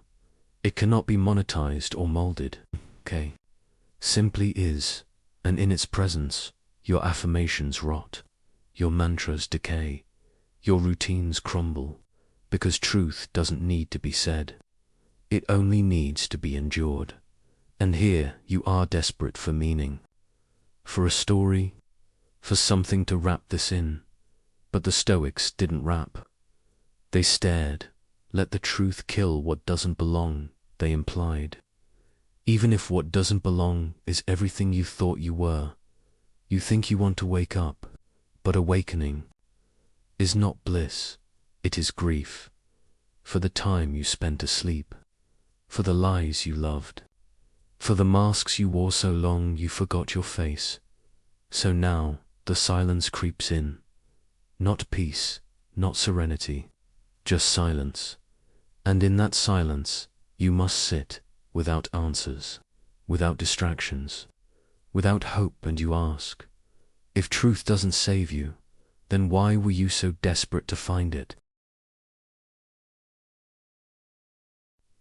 The disappearance of meaning. You wake up, brush your teeth, check your messages. You scroll through a flood of headlines, images, reminders, and faces. Each day greets you with a tidal wave of significance. This matters, that matters, this is urgent, that is sacred. But what if none of it means anything? You've been trained to extract meaning from everything. From a breakup, from a dream, from a delayed email, from every tear, every silence, every ache. You are a meaning-making machine. But machines don't ask why they run. The Stoics understood this. They lived in a world of plagues, slavery, and arbitrary violence. They didn't invent meaning to escape it. They endured it because they accepted its indifference. You, however, you cannot bear a meaningless world, so you paint it. You tattoo patterns on chaos. You write poetry about agony so it doesn't feel wasted. You invent signs. You read omens. You chase synchronicity. You spiritualize your pain. You mythologize your heartbreak. You canonize your suffering. But underneath all the stories is a silence you refuse to hear, because it does not congratulate you, it does not comfort you, it does not care. Meaning is not discovered, it's imposed. You assign purpose to random events. You say the universe is guiding you, but the universe is not your parent. It is not watching you. It does not whisper to you in numbers or feathers or losses. You say everything happens for a reason. But reasons are not real. They are retroactive explanations. They are scaffolding built after the house has already collapsed. Science calls it apophenia, the human tendency to perceive patterns where none exist. It's why we see faces in smoke, signs in shadows, truth in coincidence. It's not revelation, it's survival, because to believe nothing matters is unbearable. And yet it might be the only honest thought you'll ever have. You build religions, rituals, ideologies. You call certain lives more valuable than others. You say art saves. You say truth heals. You say love conquers all. But people die alone every day. Their art unseen, their truth silenced, their love unrequited, and the world moves on. You say, well, at least it meant something to me. But does that make it real, or just tolerable? The Stoics asked you not to assign meaning, but to live ethically, even in its absence. To do what's right, not because it matters, but because you've chosen it. Not because it will be remembered, but because you must bear it. But you keep searching, you keep connecting dots. You keep insisting there's a message behind thee. Madness, and maybe there is. But maybe there's only silence. And maybe silence is not a void. Maybe it's the truth that survives after all your meanings rot. So ask yourself, without story, without poetry, without destiny, nothing has meaning unless you assign it. Then why are you so afraid of letting it all mean nothing? The illusion of wholeness. You spend your life trying to feel complete. You gather experiences like puzzle pieces. You collect achievements like armor. You seek relationships like glue. And when you feel broken, you panic. You search for wholeness, as if your survival depends on it. But what if there is no such thing as whole? What if fragmentation is your default state? The Stoics never promised completeness. They offered integrity, a consistency of character, not a state of perfection. They knew life is a fracture, the self is a contradiction, and suffering is not an interruption, it is the ground. You say, I feel shattered. But who told you that wasn't normal? Your soul is a mosaic, shards of childhood, splinters of loss, fractured beliefs. You are not meant to be seamless. You are meant to hold the contradiction. You think healing means becoming smooth, but healing is jagged. It leaves edges. It doesn't make you whole. It makes you aware of what will never be, and still you chase unity. You want to wake up and feel coherent. You want to look in the mirror and not flinch. You want to stop feeling like you're scattered across timelines, across versions, across masks. But the self is not a statue. It is a storm, a field of tension, between what was, what is, and what will never be. And in that storm, wholeness is not found, it is faked. You fake it well. You say the right words, you write the caption, you tell the story of how you broke and became stronger. But beneath that story is a fatigue you can't name, because pretending to be whole is exhausting. Psychology tells you integration is key. To gather your parts, to hold your shadows, to mother your wounds. But even integration implies a final shape.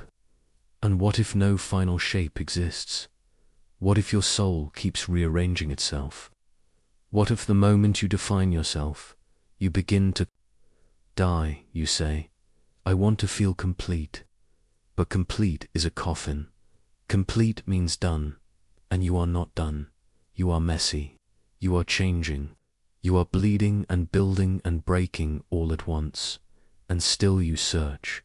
You journal. You meditate. You walk through the fire hoping to come out a sculpture. But fire doesn't sculpt. It's CORCHES. And sometimes the only thing left is presence. Not peace. Not perfection. Just presence with the fragments. The Stoics didn't want you to become someone. They wanted you to be with yourself. All of yourself. Even the parts that make you ache. So now ask yourself, if wholeness is a story you invented to survive fragmentation, then what would happen if you stopped trying to become whole? At all, the burden of identity. You say, I am. And then you finish the sentence. A name, a role, a belief, a wound, a diagnosis, a tribe, a history. You build yourself in language, in labels, in fragments stitched into a flag. But what if identity is not truth, only trauma in disguise? You didn't choose who you are. You inherited it. From voices, from mirrors, from systems that needed you to be something recognizable, something legible, something manageable. The Stoics didn't cling to identity. They questioned it. They asked what remains when you strip away the accident of birth, the illusion of fame, the attachments of ego. They believed in roles not as prisons, but as garments to be worn with purpose and discarded with dignity. But you've been taught to defend your identity as if it were sacred, as if it were real. You say, this is just who I am. But that statement is rarely liberation. It's resignation. You wear your identity like armor, but armor restricts. It weighs you down. It stops you from touching what is raw. Your pain becomes your personality. Your resistance becomes righteousness. Your difference becomes doctrine. And suddenly, you're not living, you're performing a character written by your wounds. Identity offers belonging, but at what cost? You police your own complexity. You exile the contradictions. You become fluent in the script, but illiterate in your own silence. Even your healing becomes performative. You brand yourself with your story. You gain value from your suffering. You are not a person, you are a narrative in motion, monetized by likes, affirmed by strangers, distorted by repetition.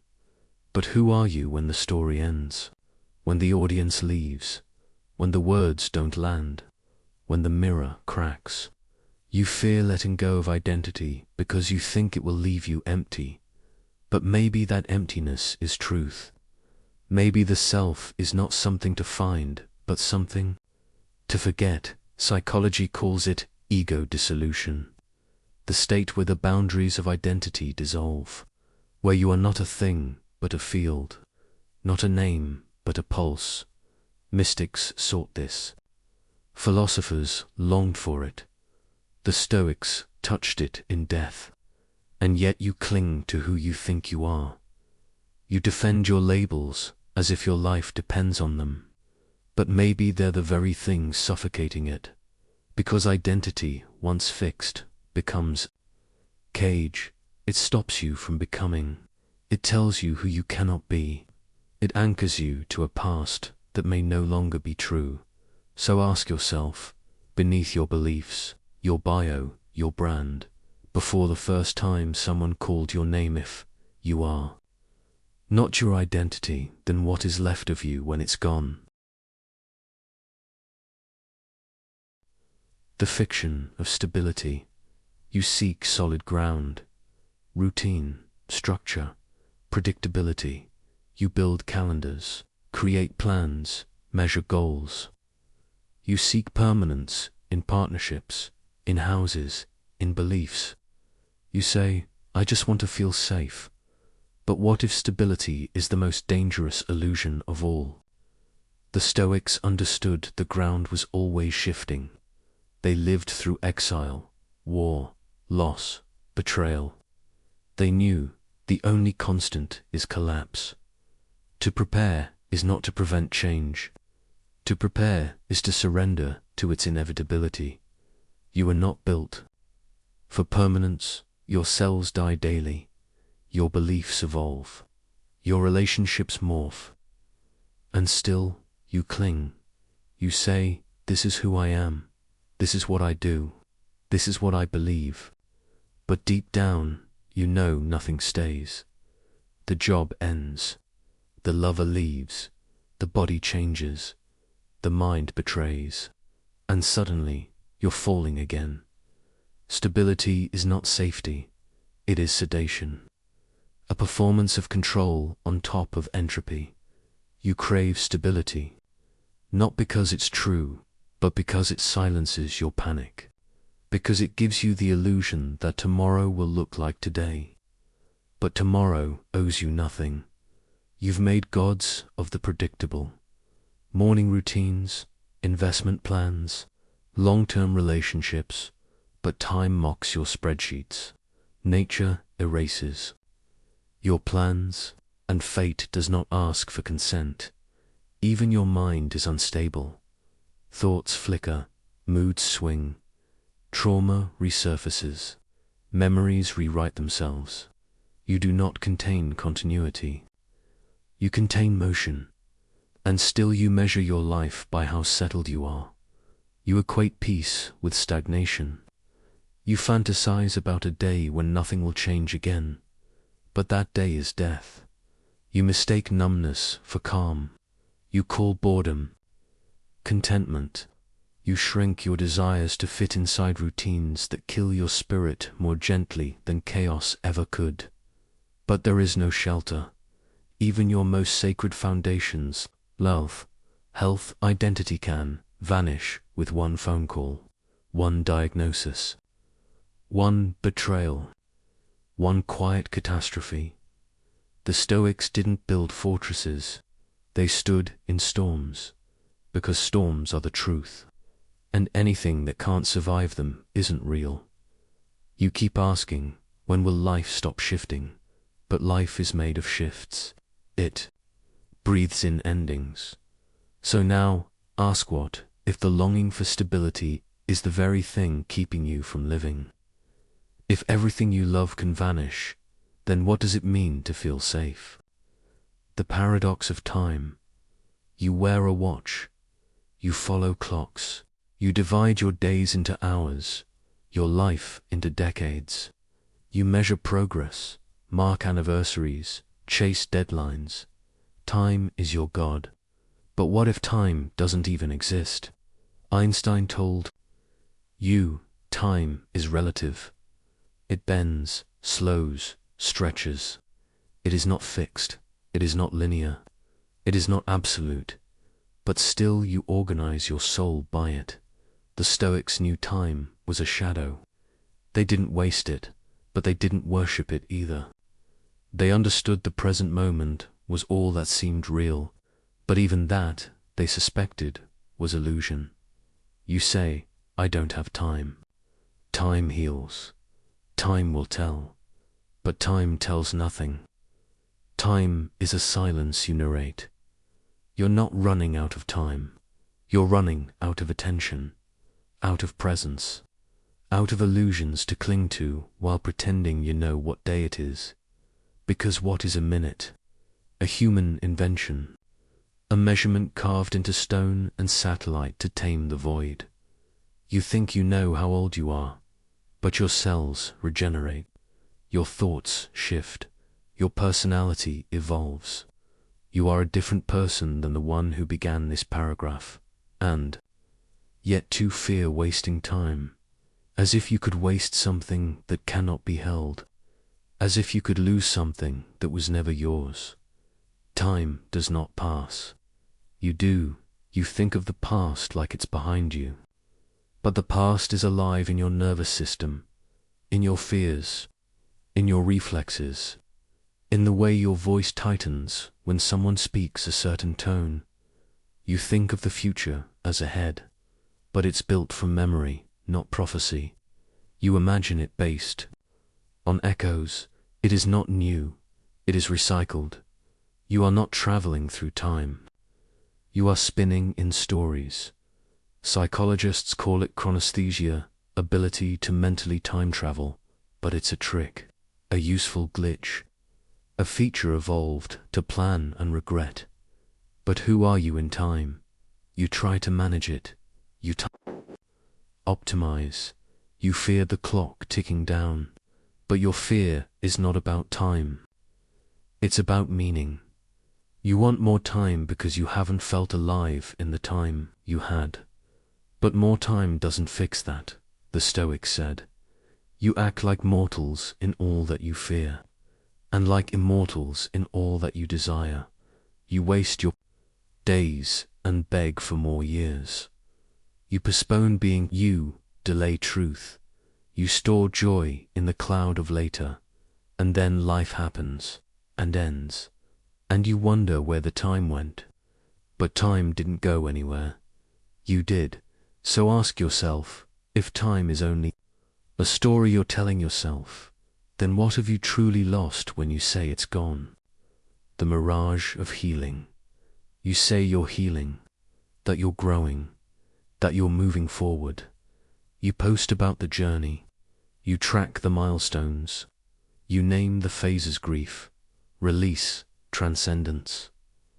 But what if healing is just a more elegant way to delay the truth? The Stoics didn't speak of healing as a destination. They spoke of discipline, clarity, acceptance. They didn't say, one day you'll be okay. They said, be okay now, in the fire. But you keep waiting, waiting to feel ready, waiting to be worthy, waiting for the wound to close enough that it no longer defines you. But what if the wound is not meant to close? What if the idea of healing implies you were ever whole to begin with? You say, I'm on a healing journey, but maybe healing is just how you explain not being dead. Maybe healing is just life unpackaged, unsanitized, incomplete. You keep looking for the breakthrough, the cry that finally empties you, the journal page that finally releases it, the therapist session that finally reveals why. But what if there is no why? What if the hurt wasn't meant to teach you anything? What if the pain doesn't make you deeper, just quieter? What if not everything broken needs to be fixed? Psychology tells you trauma can be integrated, but integration is not. Erasure. You don't become someone new. You become someone who carries. You carry ghosts. You carry absence. You carry the version of yourself that never learned how to come back. And still you tell yourself, I'm healing. But maybe what you mean is, I'm pretending to move forward because stillness feels like failure. You perform progress. You present transformation. You spiritualize your numbness. You say, it's all part of the process. But whose process? Whose checklist are you following? You cry, then post about resilience. You relapse, then write about lessons. You collapse, then call it a reset. You've learned to suffer beautifully, to package your breakdowns into digestible content, to wrap your aching in the language of transcendence. But there's nothing transcendent about surviving. There's just breath. There's just waking up. There's just eating when you'd rather disappear. There's just sitting with the absence that never apologizes for staying. The Stoics didn't need to feel better. They needed to remain steady. They didn't escape pain. They gave it no permission to define them. So maybe you're not healing. Maybe you're just continuing. And maybe that's enough. But ask yourself, healing means always becoming someone else. Then what part of you is ever allowed to stay? The absurdity of purpose. You ask, what's my purpose? You whisper it into journals. You scream it into the void. You crave a reason, a role, a why. You want purpose to hold you, to explain your suffering, to frame your failures, to give your life a shape that makes it survivable. But what if purpose is an invention? What if it was never real? The Stoics didn't promise a grand purpose. They taught alignment with nature, to live according to logosnat, because it guarantees meaning. But because anything else leads to madness, still you chase it. You want to believe you were made for something, that your talents point toward destiny, that your wounds mark the path. You want to believe you're here for a reason, because the alternative is unbearable. You read books that promise to help you find your why. You take personality tests. You search your past for clues. You interpret every coincidence as a sign, but all you're doing is filling silence. With story, purpose is not found. It is forced, you say. I was born to create, to heal, to teach, to break cycles. But what if you weren't born for anything? What if birth was chaos? A random event in a random timeline on a rock hurtling through a void that will forget your name. And yet you must choose, because to live without purpose is to live without scaffolding. And that terrifies you, you define. Purpose by output, by usefulness, by productivity, by legacy, but usefulness is not virtue, and legacy is not truth. You want to matter, you want to be needed, but needing to be needed is not the same as being real. What if your purpose is not to be understood? What if it's not to leave anything behind? What if it's simply to experience the absurd and remain? Camus said the only philosophical question is whether to keep living, not why but whether. And the Stoics agreed. They didn't ask for purpose. They asked for presence, for clarity, for dignity in the face of meaninglessness. And here you are, aching for a map. But maybe there is no map. Maybe there's only the moment in front of you and how you meet it. Not with destiny, but with discipline. You fear that without purpose, you'll disappear. But maybe the pursuit of purpose is what's keeping you from actually appearing so. Now ask yourself if, you were never meant for anything, then what would it mean to simply exist without explanation? The inescapability of suffering. You want out of the ache, out of the loop, out of the endless reappearance of the same wound in different clothes. You say you want peace, but what you really want is absence. Absence of pain, absence of confusion, absence of self. But what if suffering isn't a phase? What if it's the atmosphere? The Stoics didn't ask how to avoid suffering.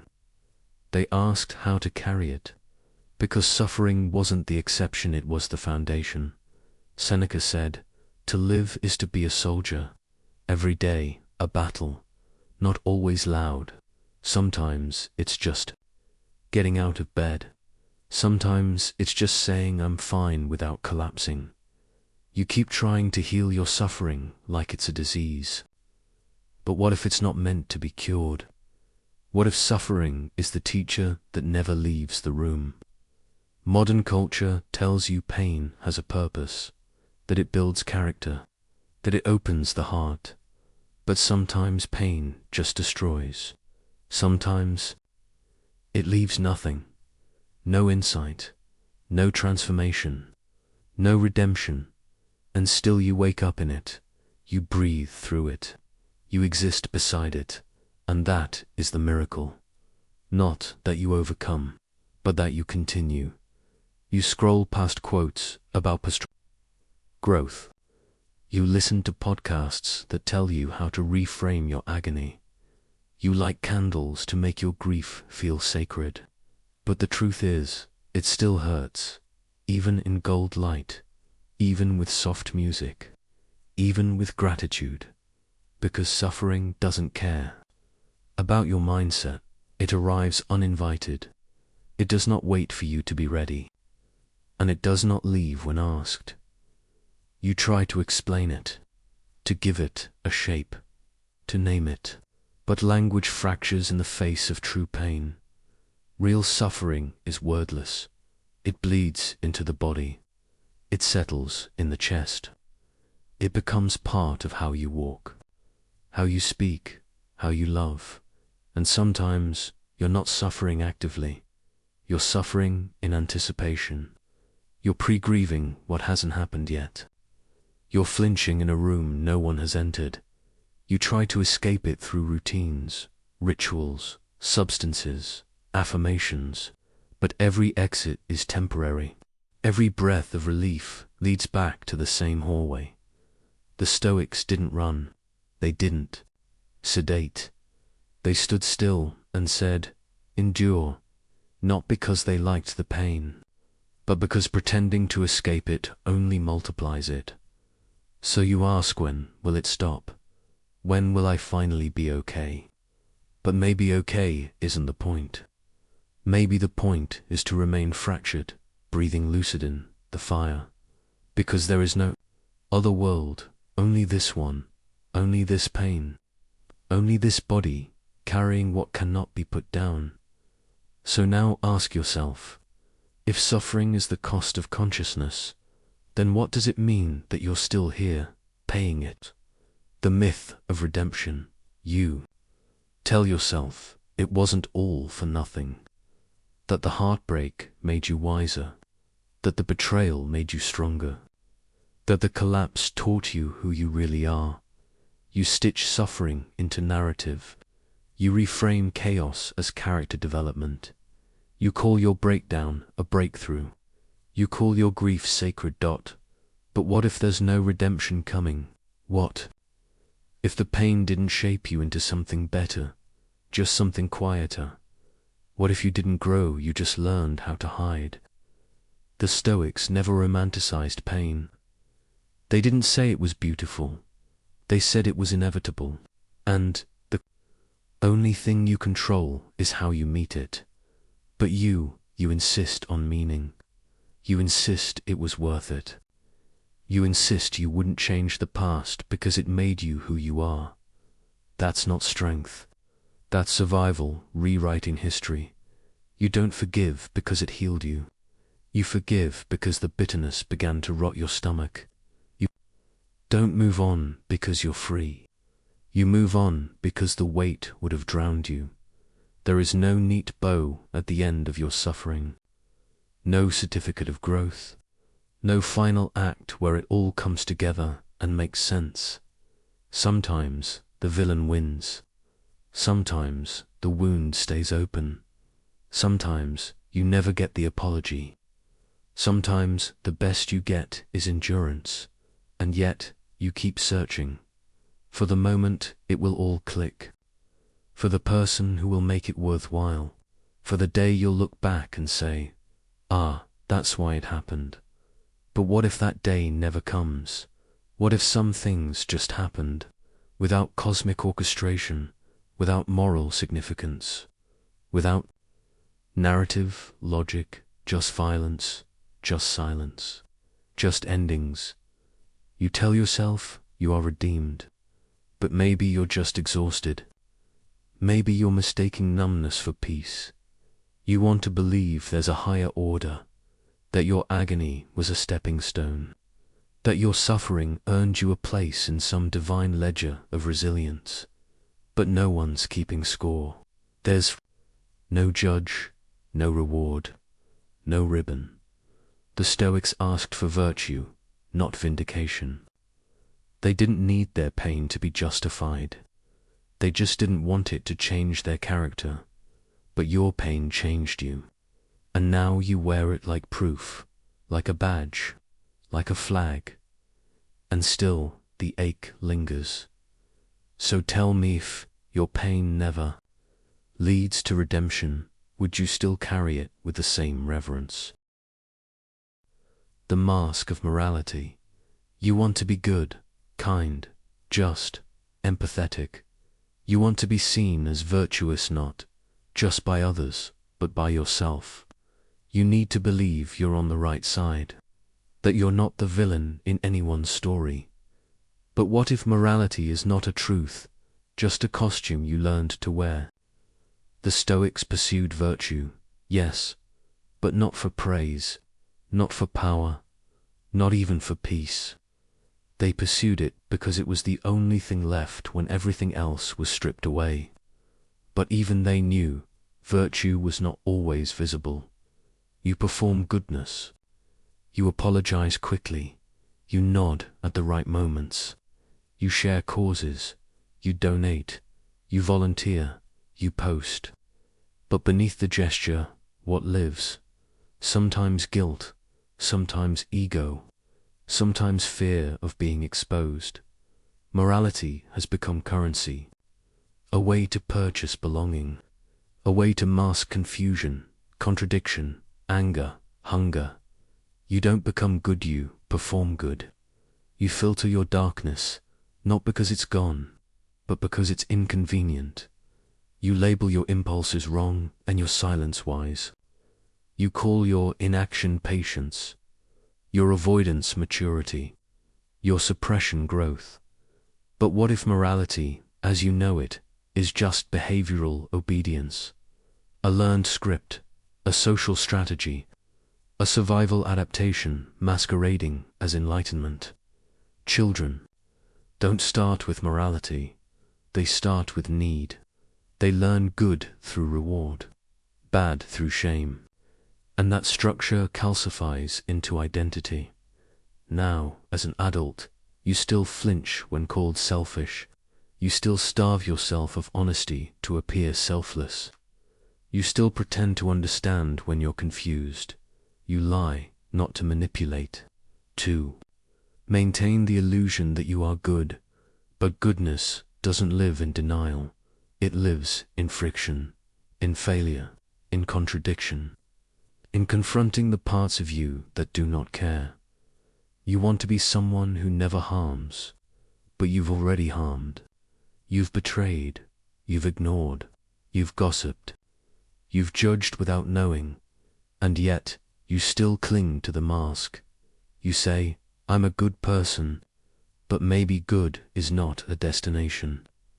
Maybe it's a verb you fail at, repeatedly, and try again anyway. The Stoics didn't chase reputation. They lived by principles that often left them hated, misunderstood, alone, because goodness is not rewarded, not in empires, not in capitalism, not in history, and not in you if you're being honest. You say, I just want to do the right thing. But what if there is no right thing? Only choices, only trade-offs, only consequences that echo longer than you expect. So ask yourself, beneath your kindness, what lives? Beneath your smile, what's suppressed? Beneath your moral performance, what are you protecting? If your goodness is just a mask, then what does that make the face you're hiding underneath it? The lie of emotional intelligence. You've been told to manage your emotions, to regulate, to identify, to label, to breathe through it, to stay calm, to stay aware. You call it emotional intelligence. You wear it like a badge. You think it makes you safe. But what if it just makes you silent? The Stoics spoke of apathy, indifference, but freedom from being ruled by emotion. But you've distorted that into performance. You don't feel less, you suppress more. You don't understand your emotions, you curate them. Emotional intelligence is now a metric, a social advantage, a professional asset, not for truth, but for function, to remain agreeable, to stay employable, to avoid being too much. You say, I'm processing, but what you mean is I'm folding my rage into a quieter shape. You say, I'm setting boundaries, but what you mean is, I'm afraid to say what I actually feel. You say, I'm being mindful, but what you mean is, I'm scared to explode, because real emotions are not neat. They don't come with captions. They don't arrive on schedule. They burn, they bleed. They rupture the narrative you've spent years trying to control. You don't feel what you feel. You feel what's allowed. You feel what's palatable. What won't get you labeled unstable, dramatic, unhinged. You're not emotionally intelligent. You're emotionally restrained. And restraint is not virtue. It's fear in a tuxedo. You think if you name the emotion, it will obey. But emotions are not pets. They are weather. They move through you whether or not you understand them. And understanding is not the same as truth. You can map your triggers, study your patterns, narrate your wounds, and still feel nothing when it matters. You say, I'm learning how to respond, not react. But sometimes reaction is real. Sometimes screaming is the most honest thing you can do. Sometimes silence is cowardice, not control. The Stoics didn't avoid feeling. They simply refused to be broken by it. That's not intelligence. That's courage. You want to be enlightened. But enlightenment without embodiment is just a performance. You are not wise because you speak softly. You are not healed because you journal daily. You are not safe because you've mastered tone. You are just better at pretending. Pretending you're okay. Pretending you're present. Pretending that working on yourself is the same as meeting yourself fully. But emotional intelligence that never breaks a rule isn't intelligence. It's strategy. So now ask if your emotional intelligence is just a script. Then when do you finally let yourself speak without rehearsal? The religion of self-love. You light the candle. You run the bath. You say the mantra. You call it self-love. Tell yourself you're worthy, that you deserve softness, that you are learning to be kind to the mirror. But what if self-love is just a prettier name for self-absorption? What if the entire ritual is just another distraction from the truth? The Stoics did not preach self-love. They preached self-responsibility, not pampering, not indulgence, but integrity.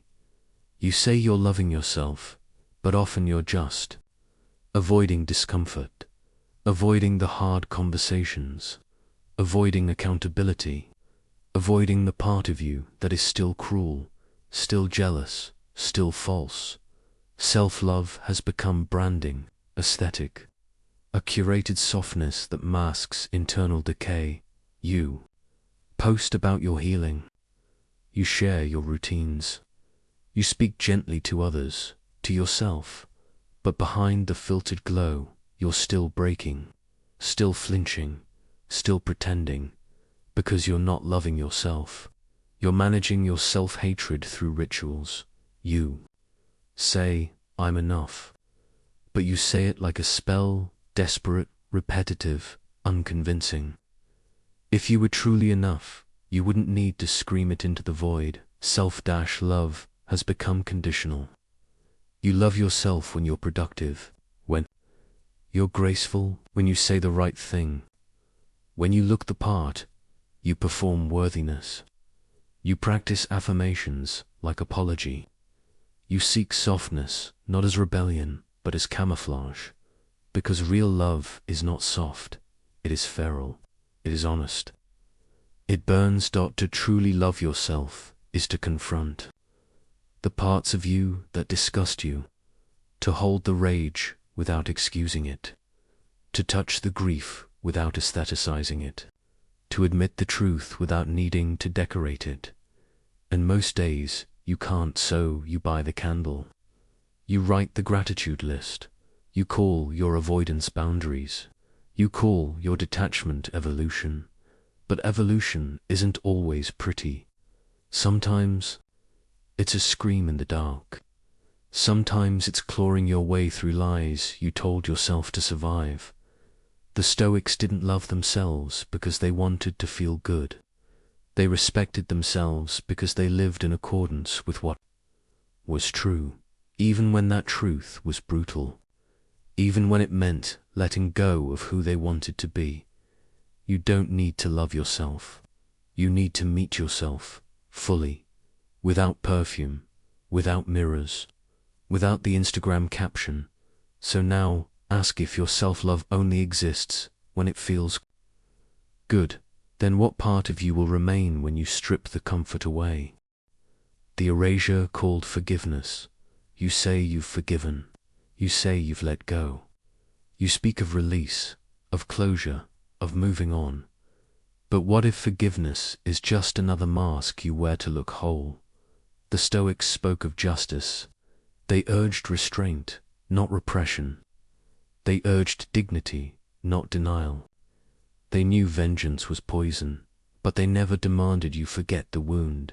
However, you rush to forgive, not because the pain has passed, but because holding it makes you look bitter, ugly, unenlightened.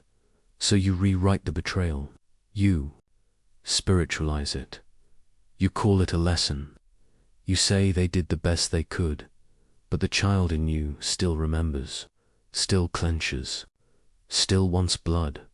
Forgiveness, in this world, has become social performance, a fast-track ticket to emotional maturity, a virtue-signaling ritual, a race to appear evolved before the rage has even had time to breathe.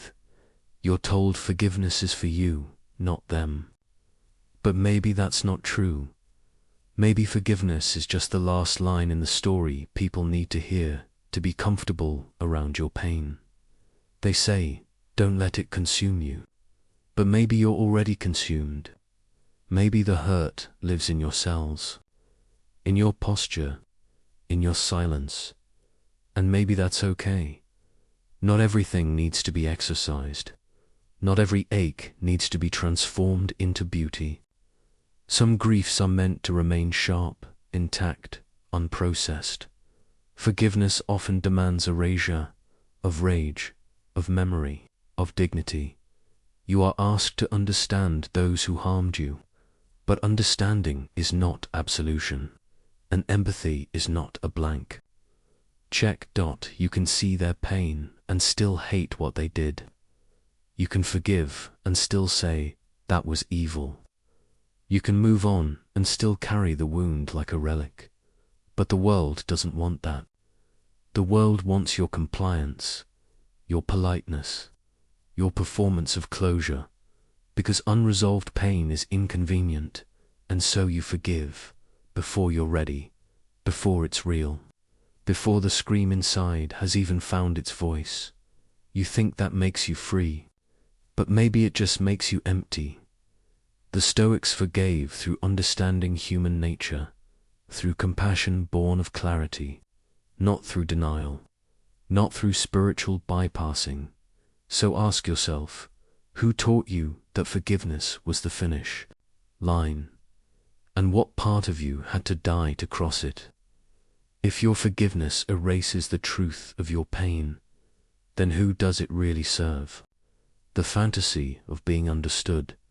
You want someone to know you, to see you fully, to look past your words, your mask, your practiced tone, and understand. You crave it like oxygen. That moment when another person says, "I get it," and you exhale, for the first time in years. But what if no one can ever truly understand you?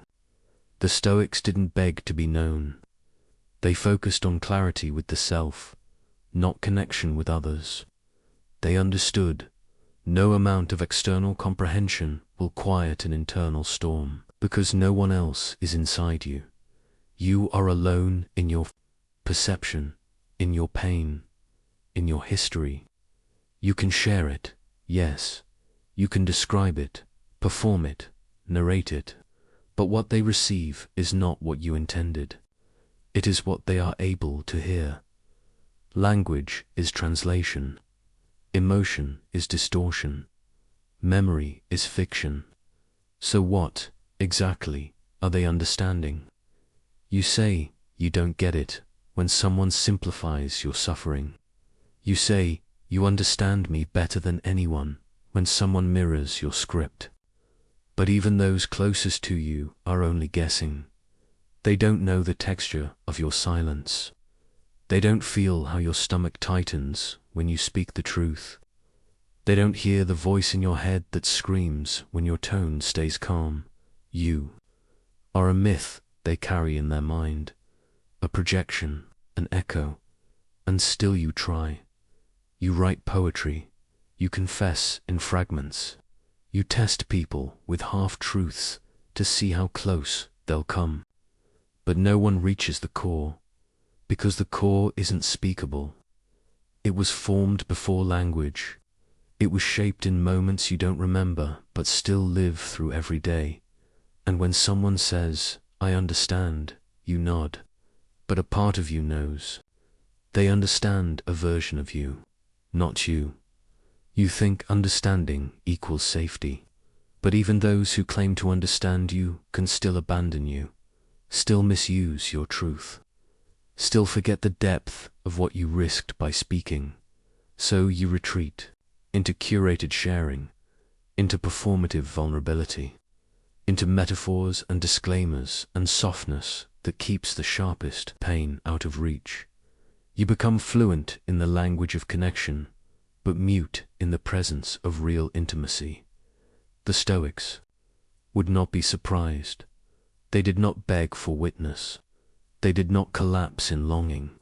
They stood alone with their thoughts in the fire. They were not loved for it, but they were unbroken. So now ask yourself, if no one can ever fully understand you, then what does that make your hunger to be seen? The invention of the best life. You say you want your best life. The phrase is everywhere framed, filtered, manifested, sold. It promises joy, alignment, glow, a life of purpose, of balance, of boundless energy. But what if the best life is the most seductive prison you've ever entered? The Stoics didn't chase their best life. They prepared for the worst one. They sat with hunger, with exile, with death, not to attract abundance, but to become immune to its loss. You, however, you are trained to want more, to be more, to shine more brightly, to optimize every hour for satisfaction, performance, peace. You believe if you just align correctly, if you eat the right foods, think the right thoughts, cut the right people, you'll unlock a life where nothing hurts anymore. But that life doesn't exist. The best life is a consumer product, a marketing scheme layered in spiritual language, a fantasy that tells you what you have is never enough, that you're always one habit away from wholeness, that you can self-care your way out of existential decay. But the truth, no matter how beautiful your life becomes, you will still feel hollow. You will still flinch when you're alone. You will still cry at night without knowing why. You will still be haunted by the question, is this it? Because the problem was never your life. It was the expectation that it should feel different. You measure your days by aesthetics, your growth by milestones, your peace by how little you're disrupted. You want your suffering to be hidden, managed, retold, in past tense. But life is not a highlight reel, it's a loop of dullness, of ache, of rare, fragile joy. And pretending otherwise only deepens the fracture. You think you're manifesting, but really, you're bargaining. You're offering perfection in exchange for escape. Escape from pain, from death, from yourself. You say, I'm building my best life. But you're really decorating a cell. You're hanging art over your despair. You're calling silence peace when it's actually disconnection. The Stoics knew better. They said, make peace with what is, not what could be. They didn't fantasize about ideal lives. They practiced dying well. And you keep trying to curate a life you'll never want to leave, but you will leave. It ends suddenly, silently, without a perfect finale. So ask yourself, if your best life is just a mask over your terror, then what are you really trying to protect? The loneliness that never leaves. You're surrounded by messages, by feeds, by people, by updates, by voices telling you that you are not alone. And still you feel it, the ache, the emptiness, the distance between you and everything else. You try to rationalize it. You say, I just need better friends. I just need to open up more. I just need community. But what if loneliness isn't a glitch in your life? What if it's the human condition? The Stoics didn't chase belonging. They practiced solitude. Not isolation, solitude. They understood that inner stillness comes not from connection, but from clarity. They stood among crowds and still felt alone. And they didn't flinch. But you flinch. You flinch when the room goes quiet, when no one texts back, when your joy isn't mirrored, when your pain feels too complex to explain. You say, no one gets me. But maybe no one can, because your experience is singular. Your memory is flawed. Your language is limited. And your desire to be fully known collides with the impossibility of it. You want to be held in total understanding. But even you don't understand yourself completely. You're a storm of contradictions. You're kind and cruel, wise and impulsive, brave and afraid. So how could anyone else truly meet you? And yet, to try, you date, you bond, you cry into shoulders, you share playlists, memories, wounds, and still, a part of you watches from a distance. Because there's always a gap, always a layer no one can touch. Technology promised to erase loneliness, but now you're lonelier in a crowd than you ever were in silence. You're hypervisible and utterly unseen. You post vulnerability hoping someone will respond with, me too. But the echo doesn't heal. It reminds you of the cavern you're in, and yet you keep searching for the friend who will read your soul, for the partner who will complete the sentence you didn't say, for the conversation that will feel like a home you've never had. But maybe that home doesn't exist. Maybe the truth is that loneliness isn't a problem to solve. Maybe it's a fact to live with, like gravity, like entropy, like death. The Stoics didn't escape loneliness. They dignified it. They made peace with the silence inside. They didn't run from the void. They bowed to it. So now ask, if loneliness is not a flaw to fix, then who are you without the illusion of being understood? The addiction to becoming. You say you're evolving, that you're becoming someone new, someone wiser, calmer, stronger. You build your life on the scaffolding of transformation, always shifting, always working toward the next version of yourself, the one who finally won't hurt anymore. But what if this addiction to becoming is just another way of refusing to be?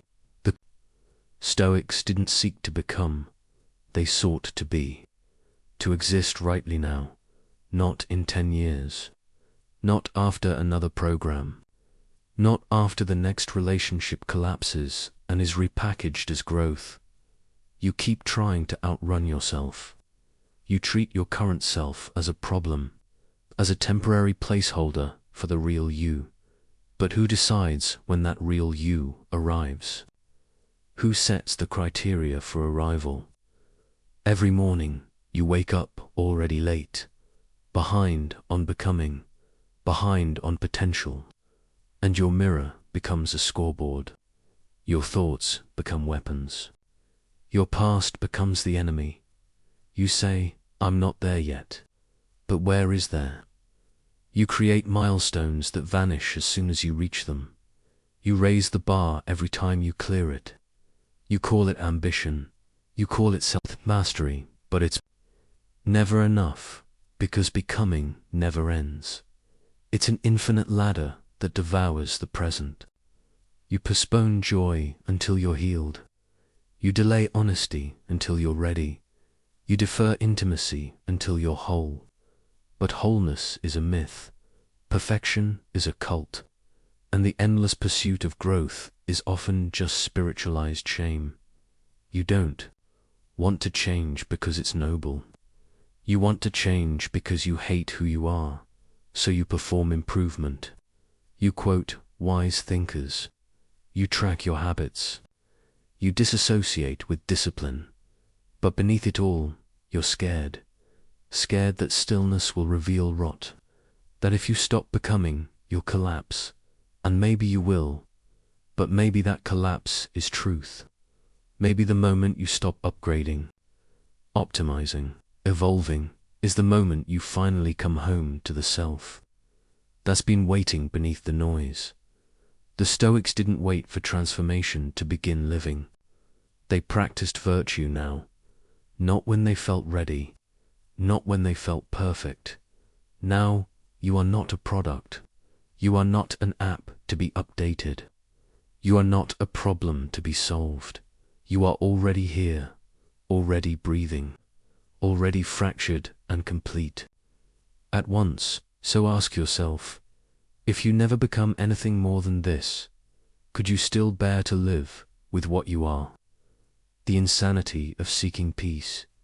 You say you want peace, that quiet kind, that calm morning, clean mind, unclenched jaw kind. You build routines around it. You chase serenity like it's a destination. You fantasize about finally feeling okay. But what if peace doesn't exist? What if what you call peace is just a brief pause in the noise, a silence mistaken for salvation? The Stoics spoke of inner stillness, not as comfort, but as resilience. They knew the world wouldn't stop for your balance, so they taught you to remain upright in the storm, not to find peace, to be unmoved. You, though, you demand more. You want stillness without suffering. You want clarity without loss. You want a heart that never trembles, so you meditate, you declutter, you unfollow, you curate your energy, you block what triggers you. You call it peace, but it's not peace, it's control. Peace has become a performance, a brand, a neatly filtered corner of life where you can pretend the chaos doesn't exist. But the chaos is always there, outside, inside, in your breath, in your past, in your future. You do not eliminate it. You just build walls and call them boundaries. You say, I'm protecting my peace. But what if peace was never yours to protect?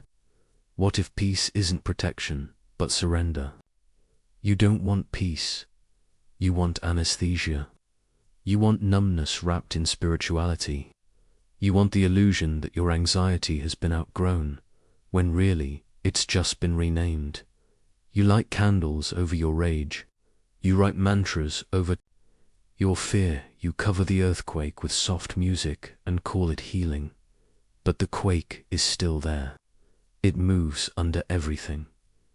You think peace will arrive when the world calms down, when your mind obeys, when the past stops echoing. But the world never calms. Your mind never obeys. The past is not past, and peace is not what you think it is. Peace is not a mood. It is not a destination. It is not a playlist. Peace is the moment you stop bargaining with existence. The moment you let pain sit beside you without needing it to leave. The moment you stop needing anything to be different. But that moment is unbearable, so you keep seeking, and the seeking becomes its own suffering. You say, I just want peace, but maybe peace is not something you find. Maybe it's what remains. When you stop pretending there's something wrong with being broken, so ask yourself, if your idea of peace requires perfection, then what exactly are you trying to silence within you?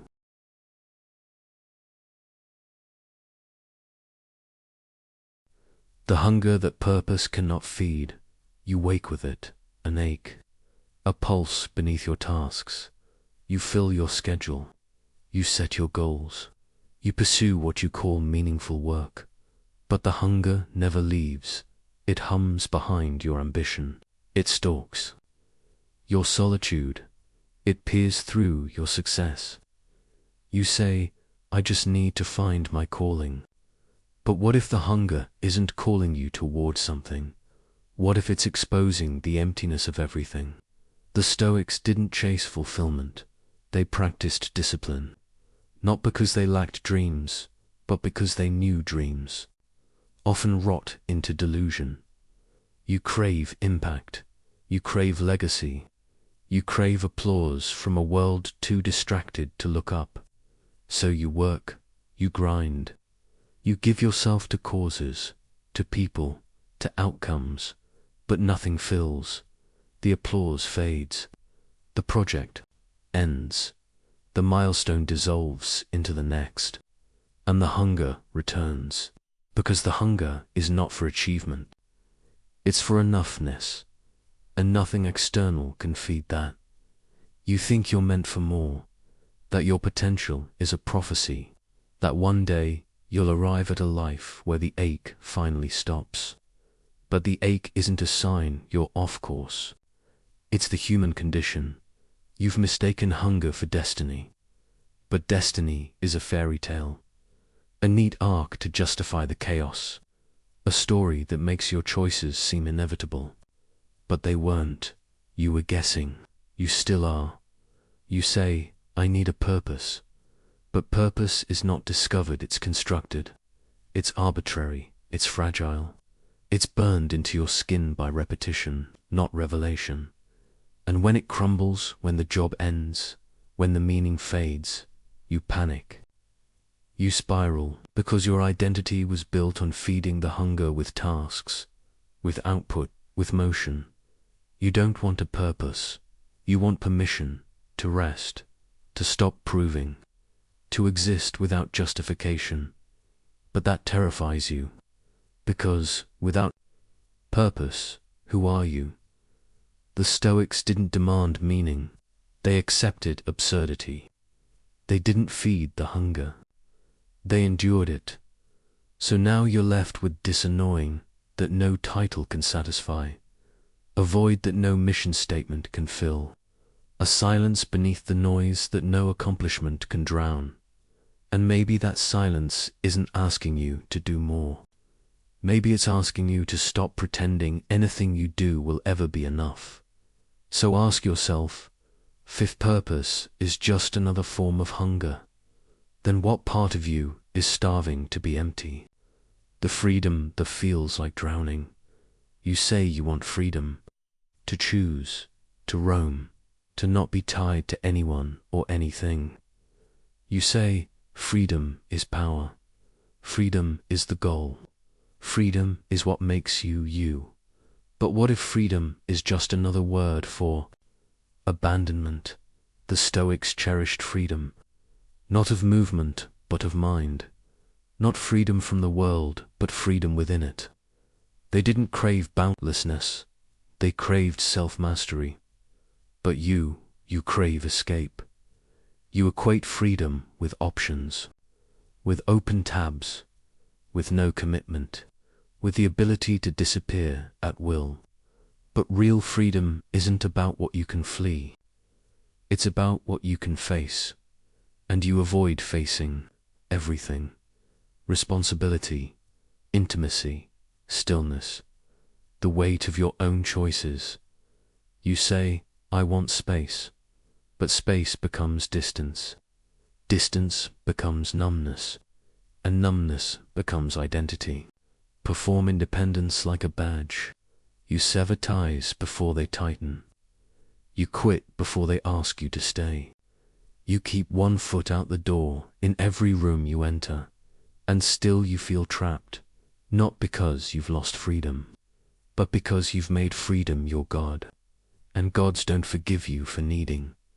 Freedom has become your excuse to not love, to not root, to not soften, to not be known, because to be known is to be held, and to be held is to be vulnerable.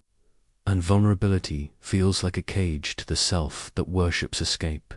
So you run from closeness, from stability, from the version of yourself who longs to be chosen but doesn't know how to stay. You say, I don't want to be controlled, but no one is trying to control you. They're just trying to meet the version of you that doesn't leave. You say, I'm just protecting my freedom. But freedom without belonging becomes isolation, and isolation becomes a slow suicide. The Stoics practiced detachment, but not disconnection. They didn't cut the world off to find peace. They stood in it. Yes, but present. You've mistaken numbness for peace, autonomy for evolution, loneliness for strength. You say, I'm free, but you feel like a ghost, unheld, unanchored, unloved, not because no one wants you, but because you keep refusing to stay long enough to be seen. So now ask if your freedom only exists in the absence of connection. Then what exactly are you free from? The mirror that lies back. You look in the mirror, not for vanity, but for confirmation. You need to know you're real, that the shape you see is you, that the story you've built still fits your face. But what if the mirror doesn't reflect truth only? Memory. The Stoics rarely spoke of mirrors, because they knew the soul was not visible. The body, they said, is borrowed, temporary, not to be worshipped or destroyed, but transcended. But you worship your reflection, you interrogate it, you perform for it, you beg it for validation, not just of beauty, of identity, of continuity. You need the mirror to tell you that you haven't disappeared, that you're still here, that you still matter. But the mirror lies. It shows the surface, the skin, the decay. It reflects the expectations of others layered into posture. And pause. It cannot see your grief. It cannot hear the scream you swallowed last night. It cannot measure your doubt. You stare at it like it owes you something. Like it should apologize for what it's showing you. Or for what it never can you. Say, I don't recognize myself. And you're right. Because you never really did. You've been reconstructing a self through eyes that don't belong to you. You compare your reflection to avatars, filters, fragments. You assess your worth based on resemblance to something unreal. And when you try to affirm yourself, I am enough, you say it while looking into that same deceptive surface. But mirrors don't reflect worth. They reflect light. And you are more than what light bounces back. You are the weight behind the eyes, the twitch in the jaw, the tension in the neck when someone calls your name and it lands wrong. You can't see that in the mirror, only in the shadow, only in silence, and yet you keep returning to check, to correct, to prove, to erase. But the reflection is always partial. And the longer you look, the more distorted you become. The Stoics said, don't concern yourself with how others see you, but the crueler truth is you don't even know how you see you. The mirror is not a window. It is a trap. And the more you seek yourself in it, the further you drift from what's real. So ask yourself, if your sense of self is built on a reflection, then who are you when the lights go out? The myth of the final breakthrough. You wait for it. That moment, the revelation, the insight that rearranges your insides and sets everything right. You say, one day I'll understand. One day I'll finally be free. But what if the final breakthrough never comes? The Stoics didn't wait for epiphanies. They trained for the ordinary. For the insult, the delay, the death. They didn't believe in enlightenment. They believed in endurance. You, though you believe in arrival, you think there will be a day when the pain no longer whispers, when the shame no longer shapes your decisions, when the puzzle clicks and the fog lifts, and you can finally breathe without doubt. You think the breakthrough is coming after the next book, the next retreat, the next heartbreak, the next journal entry that cracks your ribs open and reveals the truth that's been hiding beneath the years. But what if the truth isn't hiding? What if the truth is that you already know everything you need to know, and you're simply refusing to accept it? You already know why you chase people who hurt you. You already know why you avoid silence. You already know what you've been pretending not to feel. You already know the cost of your coping. But knowing isn't enough, so you wait for something bigger, a sign, a collapse, a tearful awakening that rewrites your story. But awakening is not dramatic. It's quiet. It's the choice to stop lying. And most days, you're not ready, because the breakthrough you want, the one that saves you, would also end the identity you built around the search. And you love the search. It gives your pain purpose. It makes your delay noble. It makes your wounds poetic. But what if healing doesn't feel like victory? What if it feels like loss? Loss of who you were while you were still waiting. Loss of the people who loved your brokenness more than your wholeness. Loss of the excuses that kept you safe. You fear that if you stop reaching for transformation, you'll be stuck forever. But maybe the reaching is what's keeping you stuck. Maybe the breakthrough is not coming. Maybe the breakthrough is realizing that the need for a breakthrough is the real cage. The Stoics didn't glorify change. They accepted what was, not because it was beautiful, but because it was real. So now, ask, if there is no final moment that makes everything make sense, then how long will you keep waiting to finally begin? The self you abandoned to survive. There was a moment, you don't remember when you left yourself behind. Maybe it was a sharp word, a silence that lasted too long, a look that told you what you were was too much, or not enough, so you adapted. You smiled when you were in pain. You agreed to be liked. You quieted the parts of you that wanted to scream. You buried the child that once ran toward life. The Stoics spoke of alignment with nature, but not the nature of society. The nature within, the fire, the instinct, the voice before the world told you to be small. You lost that voice, not by accident, by necessity, because survival required performance.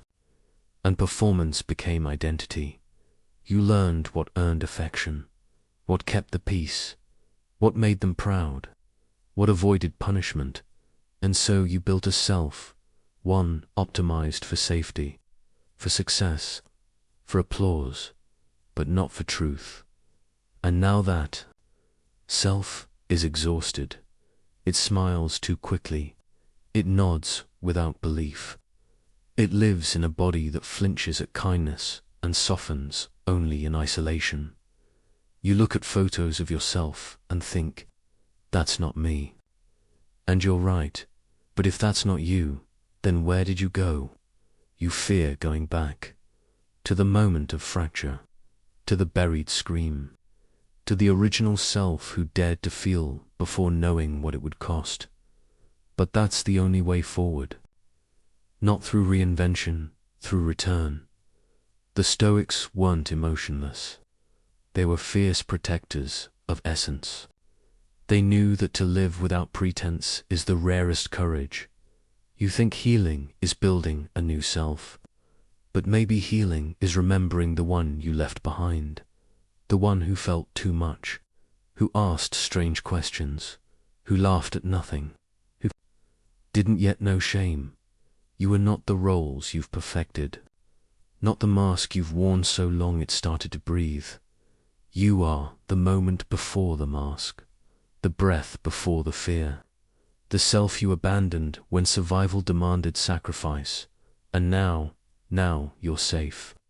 But you still live like you're not so. Ask yourself, if the person you became was a survival strategy, then who were you before you needed to survive? The ache that doesn't want to be solved. Some pain doesn't scream. It hums, low and constant, like the sound of an old machine you've forgotten is running in the background. You don't flinch anymore. You just exist with it. You call it sadness. You call it emptiness. You call it nothing, but it's not nothing. It's the ache. The Stoics knew this ache. They didn't call it depression or disorder. They called it humanity. To them, the presence of pain was not failure. It was a teacher, a necessary companion. But you want it gone. You spiritualize it. You therapize it. You breathe through it. You bathe it in soft music and morning routines. You try to outthink it, outgrow it, override it. But this ache doesn't want to be solved. It wants to be heard. And that terrifies you. Because if you really listened to it, you'd have to stop pretending. Stop pretending you're fine. Stop pretending the job fulfills you. Stop pretending love is enough when it feels like starvation. You've built a life on distraction, on productivity, on becoming so useful. No one dares ask how you actually feel, but the ache still lives beneath the upgrades. It waits behind your eyes. It echoes in your smile. It wakes up with you, stretches its arms, and reminds you, I'm still here, not to ruin you, but to tell you something. But what? That your life is misaligned, that your truth has gone quiet, that somewhere along the line you traded authenticity for acceptance, and now you ache, not for attention, not for affection, but for integrity, to feel whole again, to stop splitting your soul to survive the day. You think healing means the ache disappears, but maybe healing means you stop resenting it. Maybe the ache isn't the enemy. Maybe it's the self you've ignored for too long, the one who never asked for this performance. The Stoics didn't banish their suffering. They sat with it, they learned from it, and they emerged, not happier, but truer. So now, ask if your ache doesn't want to be fixed, then what is it trying to make you finally face? The illusion of control, you cling to it. Control the rituals, the habits, the plans. You schedule your future to silence your fear. You micromanage your emotions to avoid collapse. You grip life like it's a machine you can calibrate. But what if control is the most seductive lie of all? The Stoics warned of this. They knew that to seek control was to wage war against reality. They taught acceptance, not passivity, a radical surrender to the chaos of the world and the storm within. But you refuse. You control what you eat, what you wear, how you're perceived. You curate your personality to match the mood of the room. You monitor every move so you don't trigger rejection. You think this makes you safe. It makes you exhausted. You say, if I don't control this, it will fall apart. But maybe it was never yours to hold. You try to control time, worrying about things that haven't happened, regretting things that cannot be undone. You try to control people, anticipating their responses, editing yourself so they'll love a version of you that doesn't even exist. You try to control the past, telling the story just right, so the pain feels justified. You try to control your body, punishing it for being human. But in all this effort, you miss the deeper truth.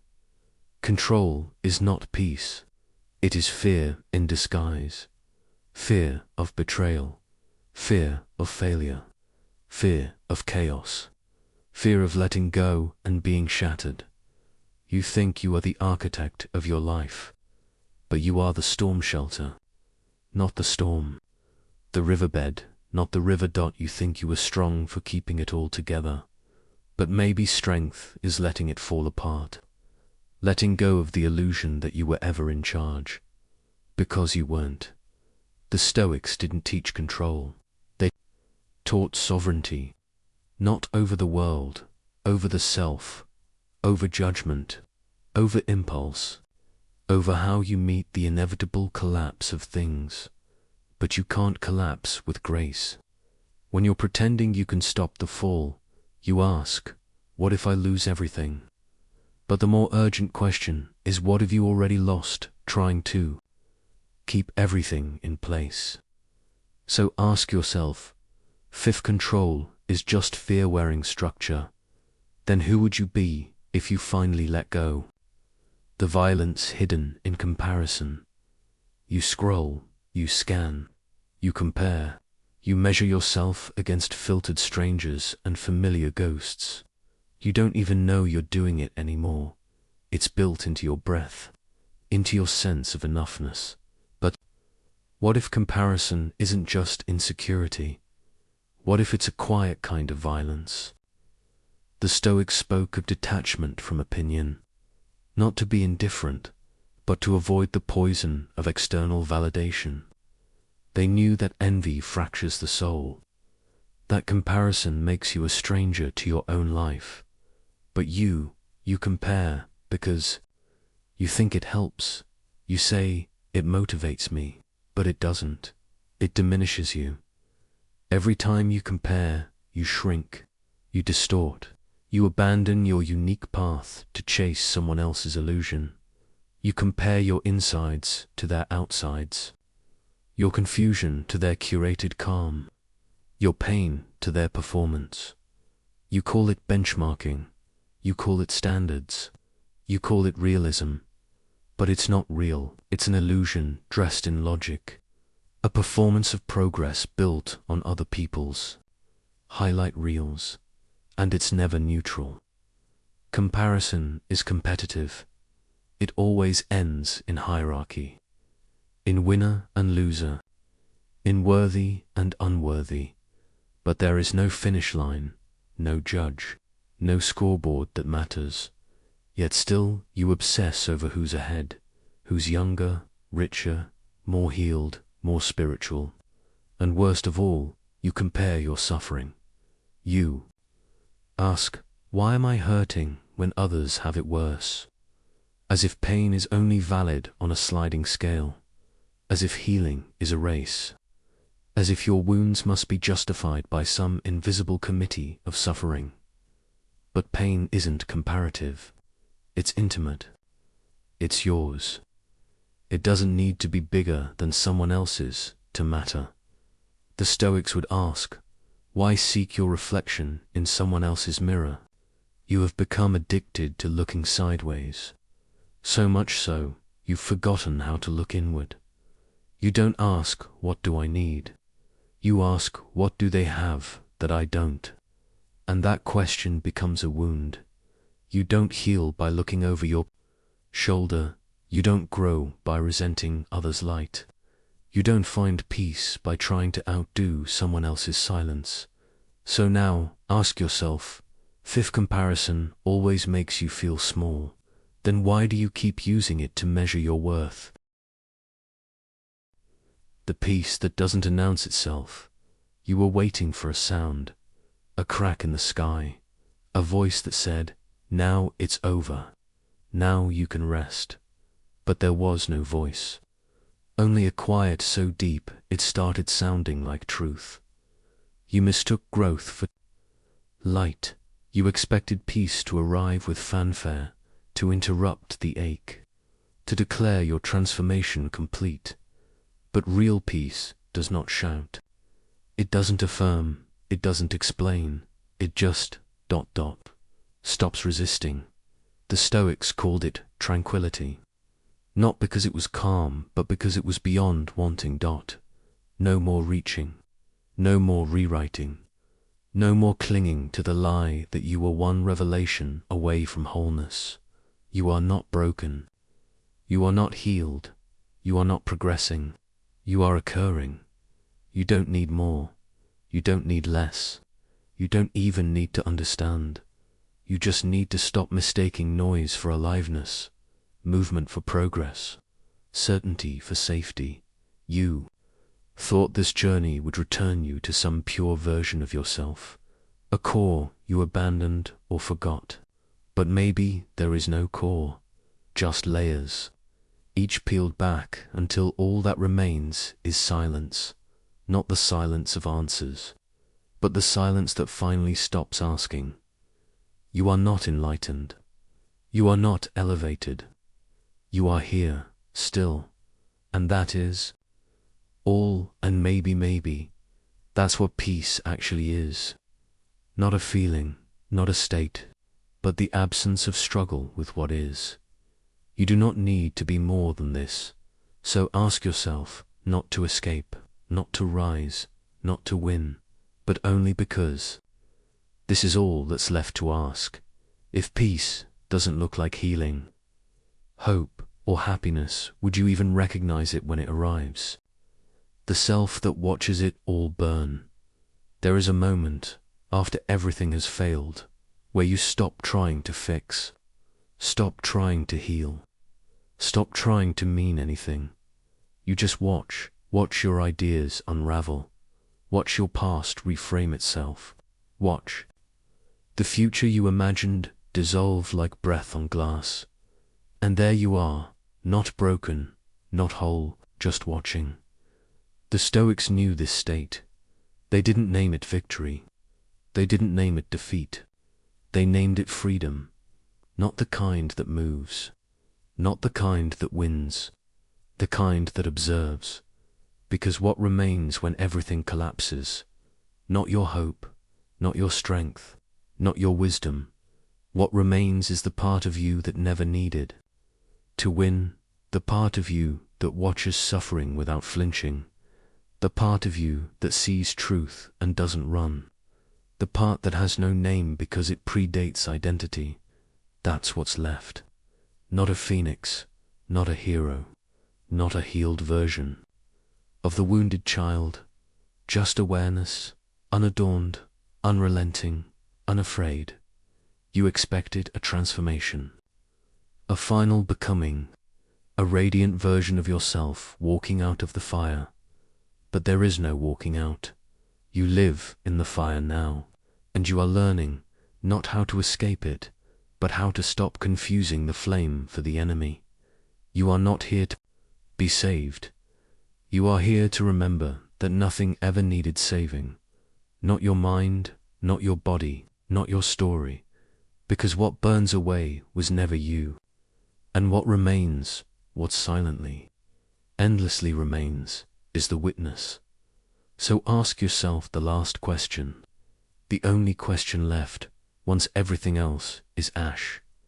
If nothing changes, if nothing heals, if nothing saves you, can you still choose to see it all and stay when even meaning dies?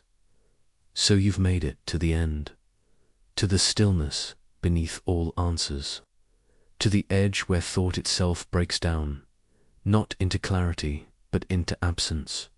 You searched for meaning in philosophy, in resilience, in patterns, in pain, in the heroic arc of suffering transformed. But what if meaning is not real? What if it's only a side effect of memory, a hallucination produced by the brain to keep you from collapsing? The Stoics spoke of accepting fate. But what is fate in a universe without intention? What is virtue when the stage you stand on is indifferent?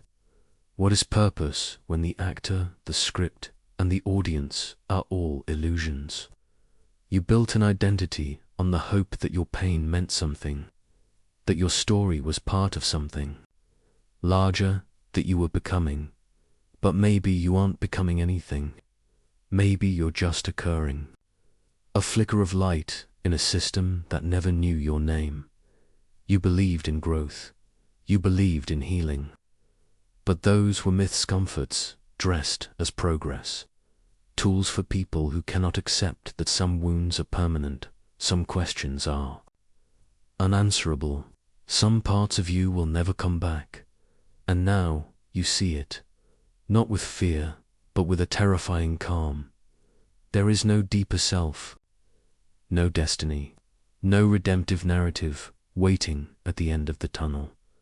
There is only time and decay, and a consciousness that knows it's slipping and cannot stop it. You have become the observer of your own disappearance, and yet you're still here, not because of hope, not because of strength, but because there is no choice. To exist is not a decision. It is a condition, and the awareness of that condition is your only truth. So let this be the last thought, not a conclusion, not a revelation, just a question echoing inside the void. If even meaning is a lie, then what exactly have you been surviving for? The day you stop wanting to be understood, you've begged the world to understand you through words, through silence, through survival shaped like performance. You didn't want attention. You wanted witnessing. You wanted someone to see the machinery inside your grief and say, yes, that makes sense. I would have broken too, but no one said it, so you became your own translator, your own historian, your own fiction. You turned pain into poetry. You turned fear into strategy.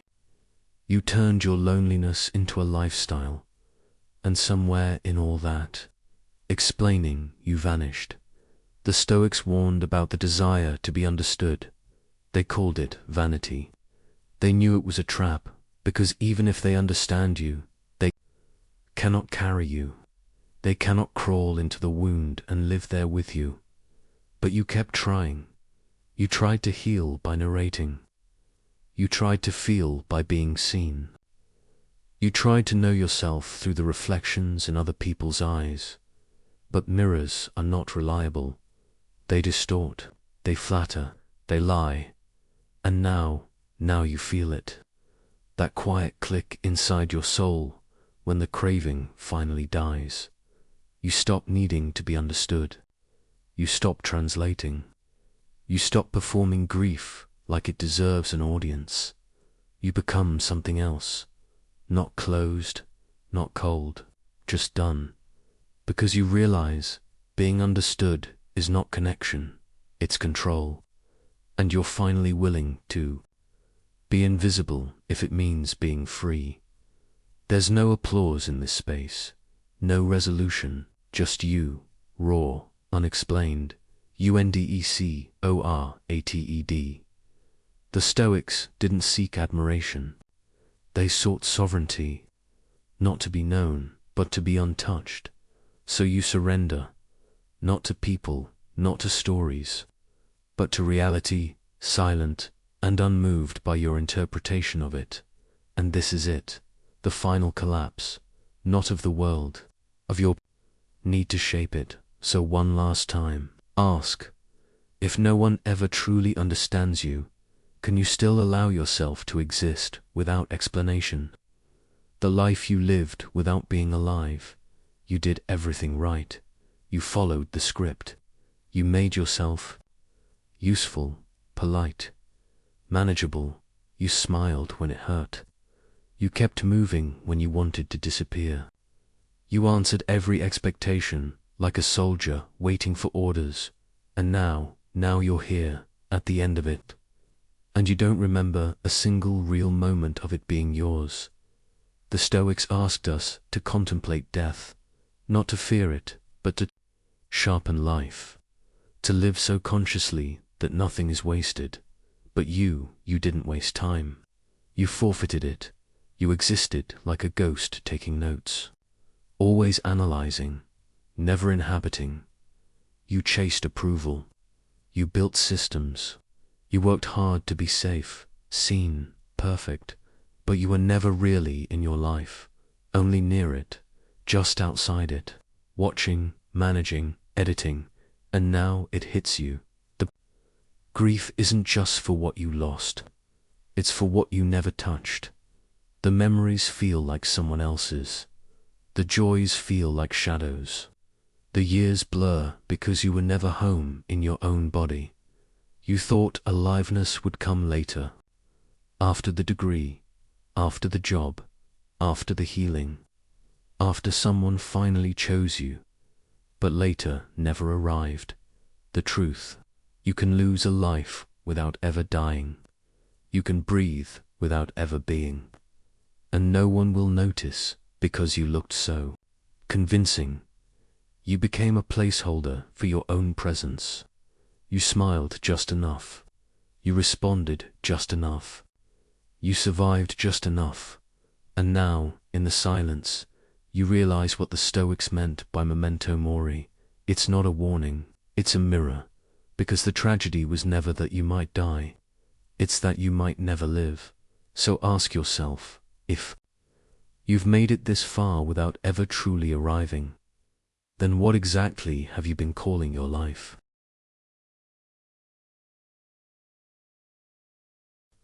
The final collapse, where the noise ends.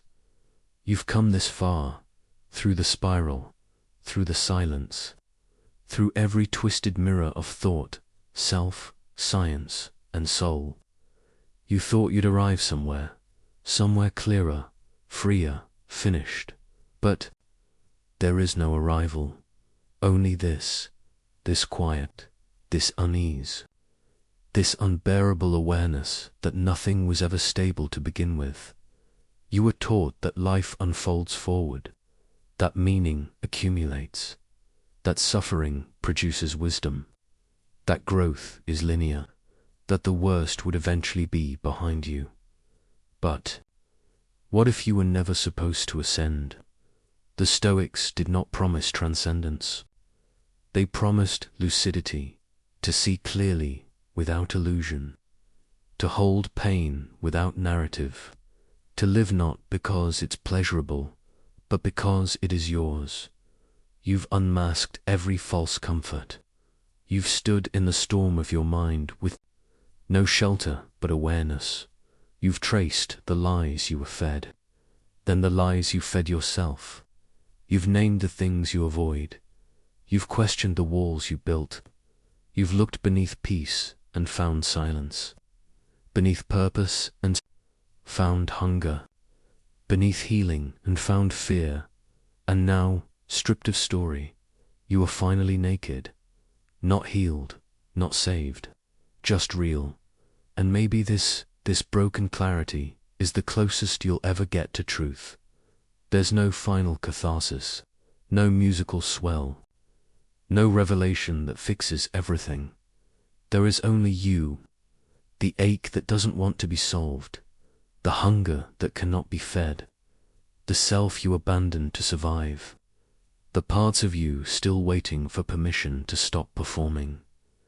There is no moral, no redemption arc, no peace waiting on the other side of your endurance. Just breath. Just breath in, out, unfolding in a world that never owed you meaning. And if you've made it here, to this point of total unknowing, then you've seen it. That the descent was never into madness, but into honesty. And now you carry it. The unbearable knowing, so ask yourself, not for comfort, not for answers, but as the final, unflinching question. If there is no escape, no salvation, no resolution, can you still choose to stay awake?